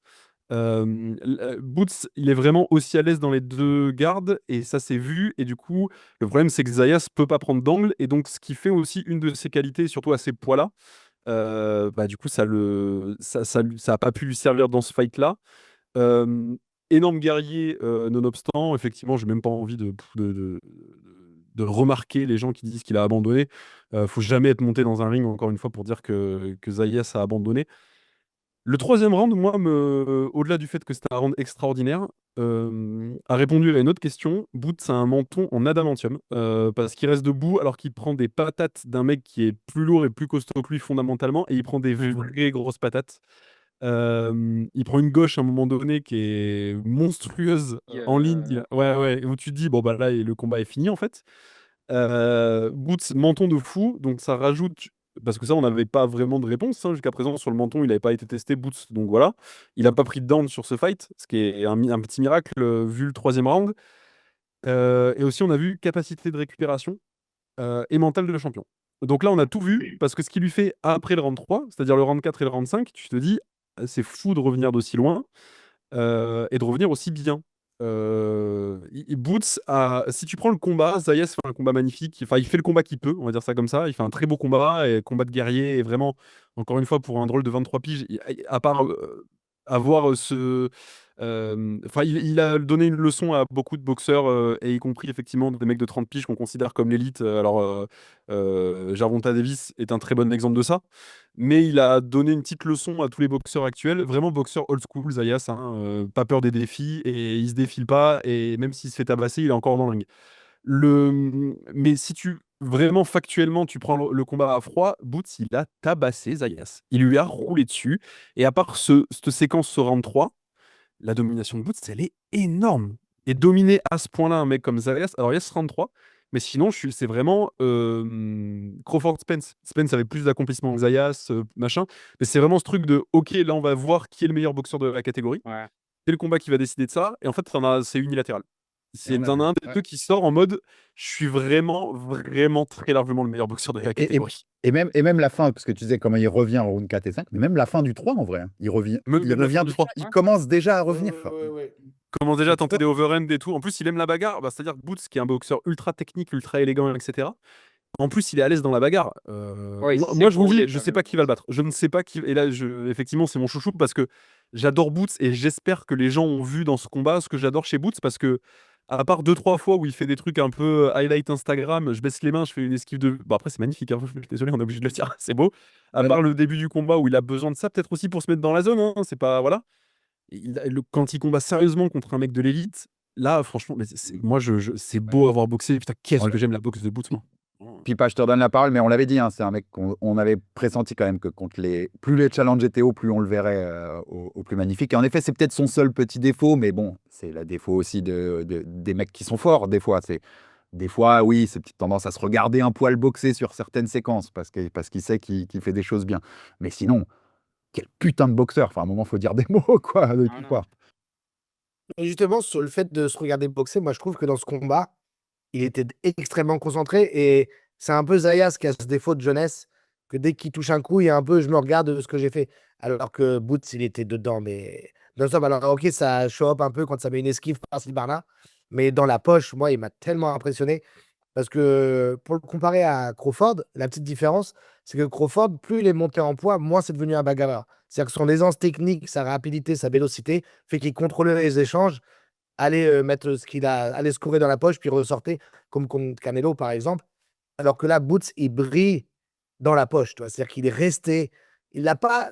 Kabir, il a dit exactement ce qu'il fallait. Il n'a pas reculé d'un pas. Il est resté au milieu et il a tourné autour de Zayas. Il l'a tabassé. Genre aussi, quand les gens ils se rendent pas compte du nombre de coups au corps qu'il a pris, Zayas. Mais genre à la fin, il a plus rien dans les chaussettes. Genre, je sais pas combien. On les voit pas trop bien quand ils combattent en proche, mais le nombre de uppercuts et de crochets au corps qu'ils ont pris les deux, mais surtout Zayas. Moi, Boots, j'ai trouvé que son jeu de jambes, il était incroyable. Genre, le mec, tu aurais pu mettre un cerceau au milieu du ring, et c'est genre, bah, vous avez un pied chacun dedans, et vous pouvez Oui. que pivoter et combattre. Et là, tu vois que Boots, c'était bien plus fort que Zayas, qui est parfois un peu pâteau. Il a des très bonnes idées, mais de par sa carrure, de par son âge également, et la force qu'il met dans ses coups, et parfois un peu plus prévisible et un peu plus lisible que Boots. Boots, franchement, sa sélection d'attaque, elle était incroyable. Là, on en parlait au round 5 du knockdown, avec l'uppercut, là, après où il mène avec son bras arrière, le bras gauche, puis il le chope à mi-distance avec cet uppercut. Franchement, ça, vous pouvez le foutre au Louvre. C'est trop Ouais, beau. Et même la moi, précision. en revoyant le combat, je suis traumatisé de tous ces crochets gauche courts qu'il a mis à Zayas à mi-distance. Ce qui est normalement, réellement, l'endroit où Zayas il brille de fou. Et là, il l'a tellement pris à son jeu là-dessus, c'était genre vraiment impressionnant. Il n'y a rien à dire sur sa performance. C'est genre, à part qu'il se fait attraper, tu vois. Et quand tu pars à la guerre, c'est normal, hein, t'en Ouais, prends une.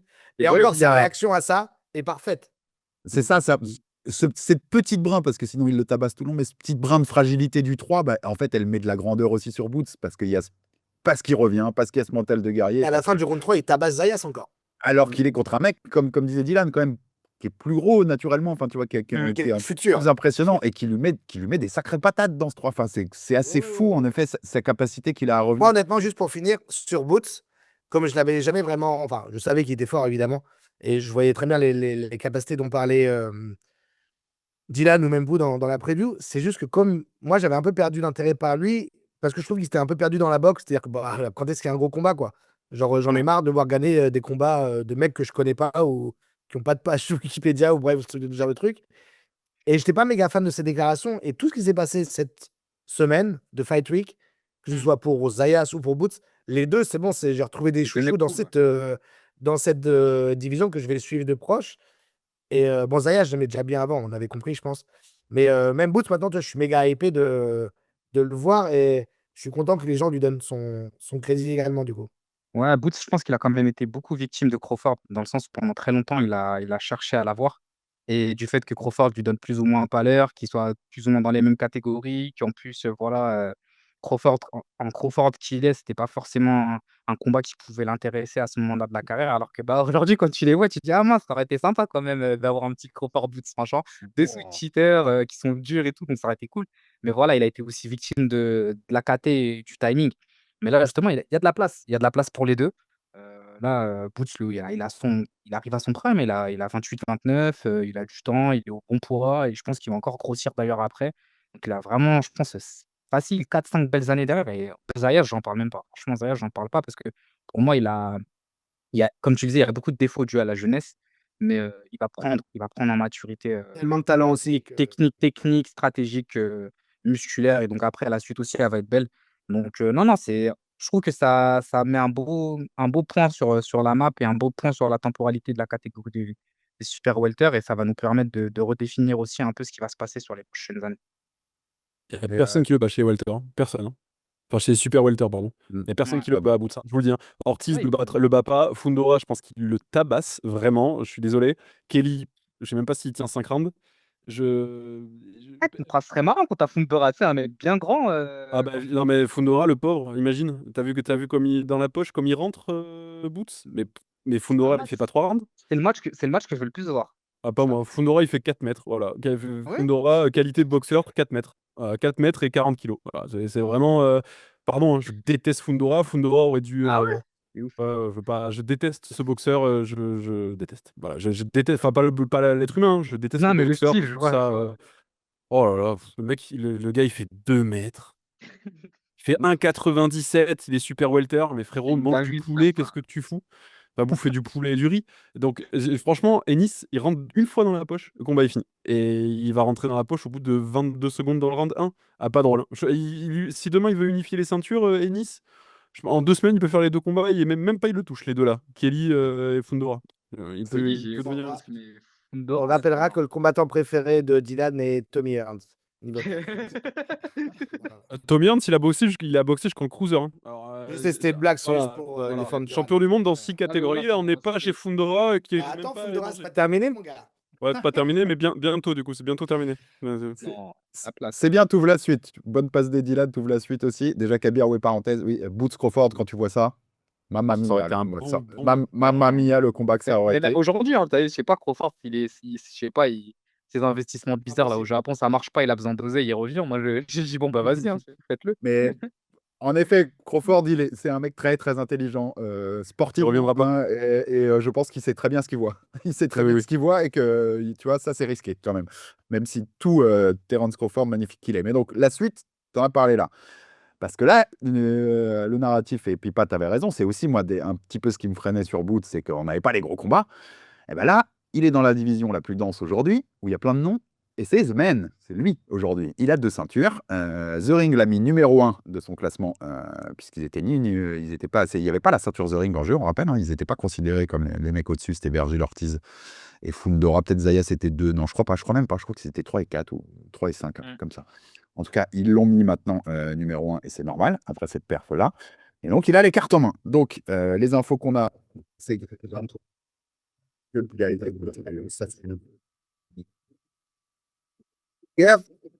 vendu, mais il a des infos, hein, vu la place qu'il a, c'est normal. Donc, il y a déjà des discussions pour Fundora en novembre ou en décembre possible pour Boots. Josh Kelly est une autre possibilité pour ce combat-là de fin d'année. Il y en a un qui se retrouve à la place du fond, hein, puisque en plus il n'a pas affronté Fundora depuis le temps, donc il n'a pas pu prendre sa ceinture. C'est Virgil Ortiz, notre ami Virgil Ortiz, numéro 1. C'était le numéro 1 The Ring, qui vient sur Twitter après le combat dire Alexander Zayas t'a abandonné. Ouais, mais lui au moins il a combattu en fait. Lui au moins il était dans le ring avec Boots, tu vois. C'est ça la grande différence de Virgil. Ça, c'est vraiment insupportable. Il a manqué une occasion de se taire, lui.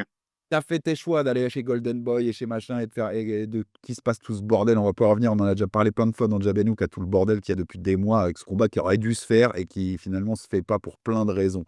Derrière, après, De La Hoya aussi qui vient en vidéo et qui dit il faut faire Boots contre Virgil. Non mais oh, vous foutez de la gueule de qui là? Vous foutez de la gueule de qui les mecs? Donc je pense quand même que c'est le combat qu'on veut le plus voir de la KT. Non, moi perso oui quand Si, même. moi, je suis en phase.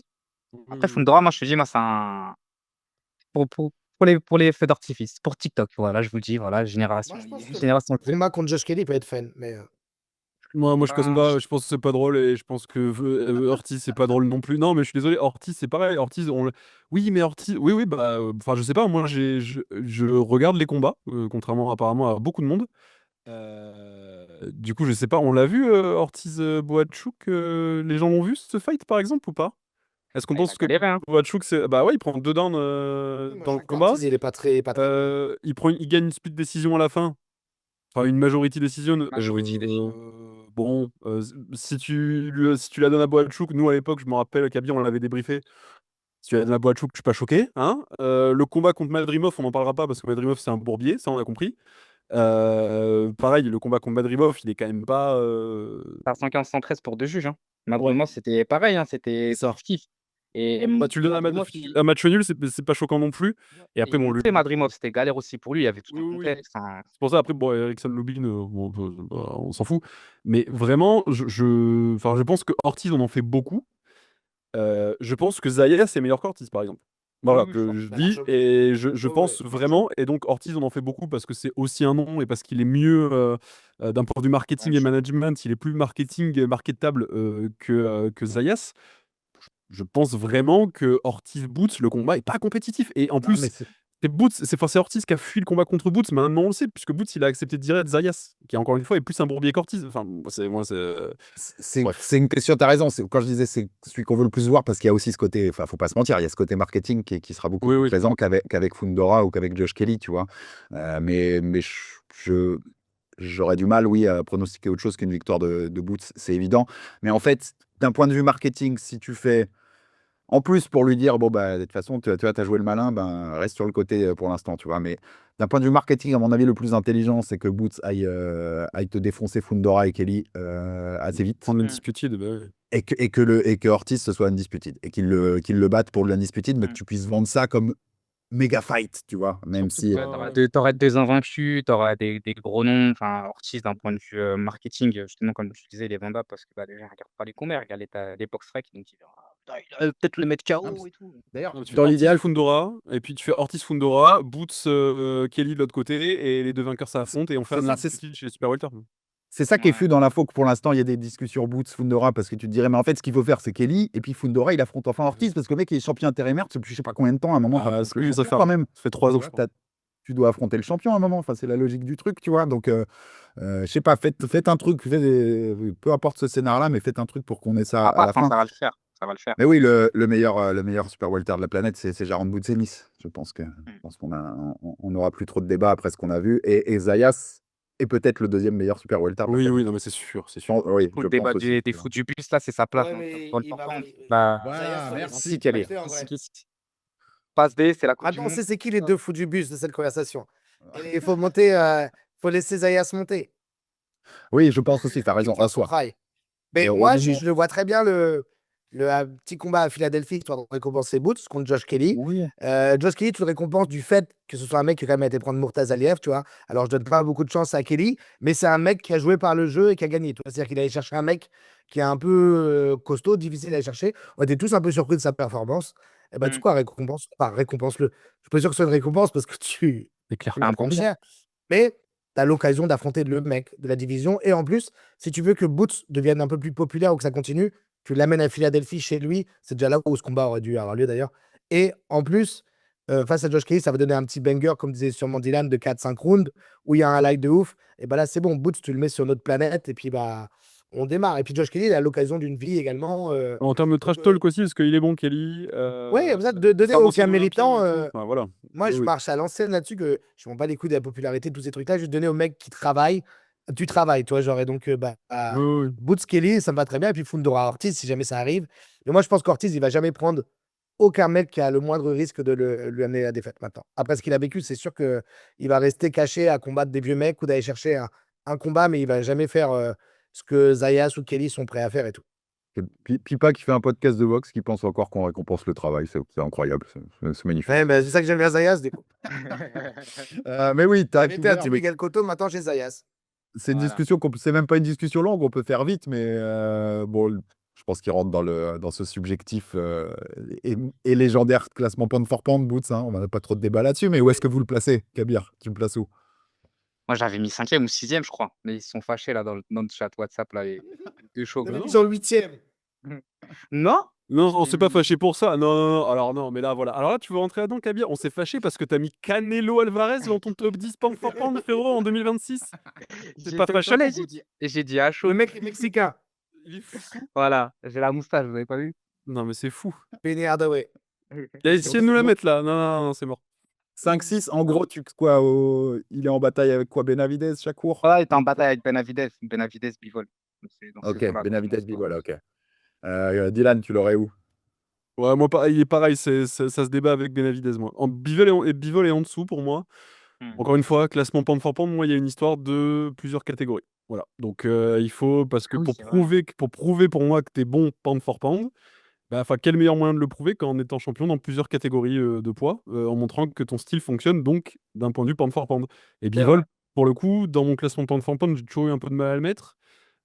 Parce que Bivol, en plus, bon, à part Better BF, en plus, là, le dernier qu'il a pris en date, c'est pas à la hauteur d'un champion undisputed light heavy, si je peux me permettre. Donc, Bivol, j'aurais tendance à le baisser et à Boots le monter. Donc, bah, tu fais Naoya, Usyk, Bam, Shakur, Benavidez, Boots, quoi, tu vois. Pas forcément dans cet ordre, mais Ouais, c'est là que ça se joue pour moi, ouais. Le crop, ouais, je pense que c'est ça que ça se joue aussi. Moi, c'est aux alentours de Shakur, de Benavidez, 4, 5, 6, là. Je sais pas où tu les ranges, mais tu peux les ranger dans cet aéropage-là avec les trois que je préfère devant, Naoya, Usyk et Bam. Mais oui, c'est de ce niveau-là, quoi. C'est de ce niveau-là, clairement. Et n'oublions pas, je garde Nakatani, moi, dans mon top 10. C'est pas parce que le petit monster l'a battu qu'il faut enlever mon... Non, je peux mettre Ah, Nakatani non, dans le Nakatani. cabis aussi, par exemple, à la place de Canelo Alvarez, à tout hasard. C'est fou. J'adore. Le Canelo Alvarez de 2019, il m'a mis Kabir. Kabir, il a pas voulu voir. Il a dit non, mais non, le Canelo de clairement. 2019. Voilà, avant le Covid. Et on donne des noms. Et c'était intéressant, je voyais cette performance de Boots, parce qu'avec tous les noms dont on a parlé là, tous ces grands noms, il y en a plein. Les Inoue, Stevenson, Bam, Benavidez, voilà. Bam, il y a les vocations qui refassent une ceinture en bantam avant la fin de l'année. Mais pour l'instant, tu vois, t'es à la moitié de l'année, là, à un jour près. On est à la moitié de l'année, les gars. Boots, il va te rechercher un Fundora ou un truc. À mon avis, c'est le favori pour Fighter of the Year. Mais ça dépend ce que fait Naoya. Voilà, ça va dépendre moi, je pense pas non plus que Naoya combatte avant début 2027. Ouais, voilà. Heu, Ça dépend ce que fait Naoya. donc mais tu vois, il s'est très, très bien placé pour ce genre de petites conversations qu'on aura en fin d'année, pour nos awards. Et puis si tu parlé d'Ortiz, j'ai noté ça, la liste des mecs, on est mi-2026, qui n'ont pas combattu de l'année et qui ont pas un combat de prévu. Donc tu avais Virgil Ortiz, des Devin Haney, Beterbiev, Zanibek, Espinoza, Lara, Angelo Leo, qui avait eu un combat qui avait Bah, pour ça que payé. Peter tu le Il y mets a du monde, hein. dans le top, hein, il est Ouais, inactif. il y a Tu du le mets monde. pas dans le top parce qu'il est inactif. C'est le seul Et là, TRG, lui, on peut lui laisser un peu de. Mmh. C'est un peu plus compréhensible. en tout cas, si vous l'avez pas vu, allez voir Boots Zayas. Je l'ai dit, de la première à la dernière seconde, c'est on the edge of your seat. Là, c'est extraordinaire comme combat. Et le round 3, c'est large dans les rounds de l'année, hein, quand on devra faire des awards aussi, hein. Large, large. Voilà, pour le coup, ça fait partie des combats que tu peux montrer à quelqu'un qui connaît rien à la boxe ou qui connaît pas grand-chose et dire t'inquiète, juste regarde. Et là, tu deviens accro direct. Ah Ouais, oui, ouais. kiff, mon gars. Sur la même carte, Ben Whittaker qui a battu Richard Rivera. Tu voulais en dire un mot, Pipa? Tu nous avais dit dans la conversation Ouais, quand pour même, parce passer. que bon, bah, on est habitué à voir Whittaker qui gagne facilement, c'était encore le cas. Mais Earn disait que quand même, là, ils ont espoir d'arriver à ce qu'ils commencent à affronter des mecs qui savent boxer. Je dis ça en rigolant, mais des mecs qui sont plutôt au niveau champion du monde, voire top du top. Bah, Whittaker, pour l'instant, dans tout ce que je vois, il a toujours trop de capacité physique et athlétique face à ses adversaires comme Rivera de samedi soir. Où en gros, le combat il commence, Rivera il essaie de mettre de la pression, il accélère direct, Whittaker il met 2 crochets au corps, et là le mec il arrête de mettre de la pression direct, et après, bah, du coup, il laisse beaucoup d'espace à Whittaker, et dès que tu lui laisses de l'espace, c'est mort. Il met en place son jab au corps, il met en place ses feintes. Dès que tu tombes dans le piège, il te met un bras arrière, fini. Le mec, dès le début du deuxième, dès la fin du premier round, il y a un down comme ça, et il ouvre le second round désespéré de fermer cette distance avec un crochet bras avant. Il se prend un crochet du droit derrière la tempe, fin de jeu, fin de combat, tranquille. Donc voilà, il déroule, mais moi, j'ai rien contre Ben Whittaker. Justement, il nous montre qu'il a plein de capacités. J'attends juste le jour où ses capacités physiques seront matchées par quelqu'un et un mec sérieux, et de voir est-ce qu'il peut rester comme ça avec son style très flashy et être régulier et gagner contre des mecs où ça compte vraiment à un niveau championnat mondial. Est-ce que j'ai pas envie d'être comme tous les gens qui crachent sur lui, qui pensent qu'il dégomme que des mecs qui sont pas bons. Ça se voit qu'il a un vrai talent. Ça se voit qu'il a un vrai talent, qu'il a un vrai potentiel. Alors, il showboat beaucoup, et évidemment, contre l'élite de la division, je pense pas que ça marcherait aussi bien. Mais je suis curieux de voir, vu que dans qui il pourrait affronter, ou qu'est-ce qui pourrait vraiment le rendre crédible comme challenger. Il est médaillé dans le d'argent futur. olympique, hein. Les gens oublient tout le temps, mais il est médaillé d'argent olympique, hein. C'est C'est un vrai ça. boxeur de fou. C'est un boxeur. Alors, il a fait ça, il a ses tatouages et il a son showboating parce que du coup, ça l'a aidé à se vendre au début de sa carrière professionnelle, mais c'est un putain de boxeur, vraiment. Ouais. Les gens se rendent pas compte. Enfin, Whittaker, effectivement, c'est une machine à highlight sur TikTok et sur Insta. Dès qu'il est sérieux, et ça s'est souvent vu, dès qu'il est sérieux, il est effrayant. C'est vraiment un super boxeur, hein. Physiquement, c'est un monstre. Hein. Ah ouais, ouais, Il y a un- c'est un monstre physique et il sait boxer, hein. Enfin vraiment, hein, une qualité technique, il a une pureté technique qui est assez impressionnante et honnêtement, je sais pas si les gens se rendent compte, mais quand les gens disent: «Ouais, il prend que des plombiers, machin et tout».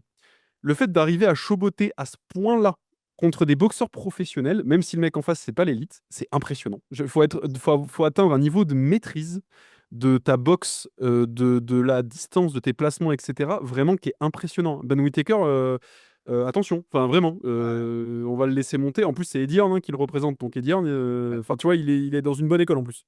il y a Randy Justement, David. Marche devant, là, ouais. Whittaker. Ouais, tout le truc, c'est que justement, quand tu es capable de showboater comme ça, c'est que forcément, tu as une maîtrise folle des bases. Tu peux pas faire un step up comme ça. Tu peux pas boxer comme un fou, ou en tout cas avoir une aisance technique et une imprévisibilité technique si tu n'as pas une grande maîtrise des bases. Et tout son parcours en amateur, qui est aussi, au-delà des JO, il a un parcours extensif en amateur. Bah, tout ça, ça lui a permis aussi d'acquérir ses bases. Ça me fait penser, toute proportion gardée, à un Nassim Hamed, qui boxait avec, de manière très peu orthodoxe, mais qui avant tout, le mec, depuis qu'il savait marcher, il dansait, il boxait, avec une boxe ultra propre à la base, et c'est en maîtrisant cette base propre que derrière il est devenu, entre guillemets «fimeux» pour mes fights de boxe thaï, tu vois? C'est comme ça. Il y a- il y a- Juste, Après, moi, Liam Cameron, dernier truc, quand il fait le combat contre Liam Cameron et justement il showboat de ouf le premier, Liam Cameron c'était un bon combattant, c'est peut-être le meilleur combattant qu'il a affronté, et qu'il passe à travers les cordes et qu'il se blesse et compagnie, là il y a tout ce truc, enfin pareil, qui avait tourné. Tout le monde avait dit: oula, il était en train de perdre le fight. En fait, Whittaker contre des combattants un minimum sérieux, ça vaut plus rien. Deuxième combat, il arrive en mode là je showbote pas, il le met KO au deuxième round, hein. Enfin, je veux dire, Mmh. vraiment, il s'est rendu compte au premier combat que c'était autre chose. Il arrive au deuxième en disant bah je vais boxer en fait. Et il l'a tabassé. Il C'est ça que j'allais y a dire. Tant que tu tabasses tes adversaires, showboat ou pas, on s'en fout un peu parce qu'en fait, tant que tu as le résultat, tant que tu finis tes adversaires en dessous de 4 rounds, et il y a telle supériorité technique, physique, mentale, tout ce que tu veux, qu'en fait, moi, je suis même surpris qu'ils ne soient pas encore dans les petits papiers d'aller, toi, chercher un top 10, toi, ou top 5 de cette catégorie. Je trouve que c'est un peu lent comme évolution. mais il y a, bah, Pour un mec qui est si populaire, en fait. ça a fait réagir Eddie Hearn en conférence de presse parce que quand un Mmh. journaliste l'a chauffé un peu là-dessus, il s'est un peu énervé, l'ami Eddie, sur le step-up à faire pour lui. Il en est à 12-0 avec un draw aussi pour Ben Whittaker qui est devenu, qui a pris aussi cette ceinture WBC Silver. Je disais, Mmh. il y a Andy Lee derrière, il y a Eddie Hearn en management. Écoute, je pense qu'il y a des belles choses pour la suite pour un boxeur qui, en effet, les highlights ont trop fait oublier que c'était aussi un bon boxeur, carrément. C'est clairement Les plus gars, qu'un boxeur TikTok. quelques news avant de finir, parce que j'ai 10 minutes, parce que j'ai une petite réunion un peu importante après, les gars. Donc j'ai 10 minutes pour vous donner quelques petites news. Canelo Mbili, c'est reporté, c'était prévu le 12 septembre, c'est finalement reporté au mois d'octobre. Ça fera partie de l'officiel Riyadh Season 2026-2027. Ça devait déjà avoir lieu en Arabie Saoudite le 12 septembre, mais c'est reporté. On n'a pas la raison exacte. Pourquoi? Je sais qu'il y a les rumeurs de Ryan Garcia Conor Ben qui serait le 12 septembre. Est-ce que ça a un lien? Est-ce que c'est pour renforcer la Riyadh Season? Parce que je l'ai dit, c'est aussi ça va être une année, fin 2027, d'anniversaire du côté aussi de l'Arabie Saoudite. Est-ce que c'est. On ne sait pas trop. En tout cas, c'est reporté. Ce sera en octobre et pas le 12 septembre. On n'a pas la date exacte pour l'instant. On vous la donnera bien sûr dès qu'on l'aura. Gervonta Davis a été officiellement mise championne in recess par la WBA. C'est officiel que depuis quelques jours, les gars, en lightweight. Voilà. Je savais que ça ferait sourire tout le monde. J'ai vu ton petit sourire. Ils ont Dire, ils ont Internet Explorer, c'est pour ça, c'est ça. il y a un petit peu de C'est ça. délai. C'est le même Dembélé 11 minutes. 11 minutes en tardes. Ouais, c'est vraiment ça. On parlait de Zoufa, on a vu José Valenzuela, Kamikao, Edwin De Los Santos, ça c'était dimanche soir, je crois. C'était marrant parce qu'il y a eu un coup alors que De Los Santos était au sol. Et ça a été roulé par la commission du Nevada comme non, il n'y a pas de souci, il était déjà out, donc ça compte pas. C'est Zoufa du avec la MMA, hein, commission du... c'est Ouais, Zoufa avec la commission du Nevada, c'était KO, quoi, c'est festival, c'est royal. On fait ce qu'on veut. Qu'est-ce que vous voulez qu'on donne comme truc? Ouais, vas-y, c'est bon. C'est bon, c'est ça. Euh, on avait parlé la semaine dernière, mais Turquie, il y a encore Hearn comme Dana, on les interroge vachement là-dessus. Apparemment, il va y avoir une rencontre Eddie Hearn, Dana White, par l'intermédiaire de Turquie. On rappelle qu'il veut, avant que son cerveau ne parte totalement en vrille, qu'il veut réconcilier tous ces acteurs de la boxe. Donc, est-ce qu'il y aura vraiment quelque chose? On verra bien. Rolly Romero et Teofimo Lopez ont passé un accord pour le titre WBA Welter de Rolly. Donc c'est Teofimo qui sera le challenger. Normalement, ça devrait être le 22 août à Las Vegas, les gars. Ouais, au fight. Du côté de DAZN. Petite rectif de la semaine dernière, puisque j'en profite, c'était dans mes notes. Oui, c'est bien, ce sera bien le 5e combat pour Tomoya Tsuboy. C'est moi qui ne sais pas faire des maths, c'est Kabir qui sait bien faire les maths pour son championnat du monde, quand ce sera en septembre. Donc il égalera seulement Kosei Tanaka, le recordman japonais, il ne pourra pas le battre. Ce sera ce 5e combat. Là, cette semaine, en combat qu'on peut suivre, il y a Abdullah Messon qui revient défendre son titre WBO des légers, des lightweight. Trop bien, trop bien. C'est à Cleveland en plus chez lui contre Albert Bell. C'est ce samedi là, 4 juillet, oui.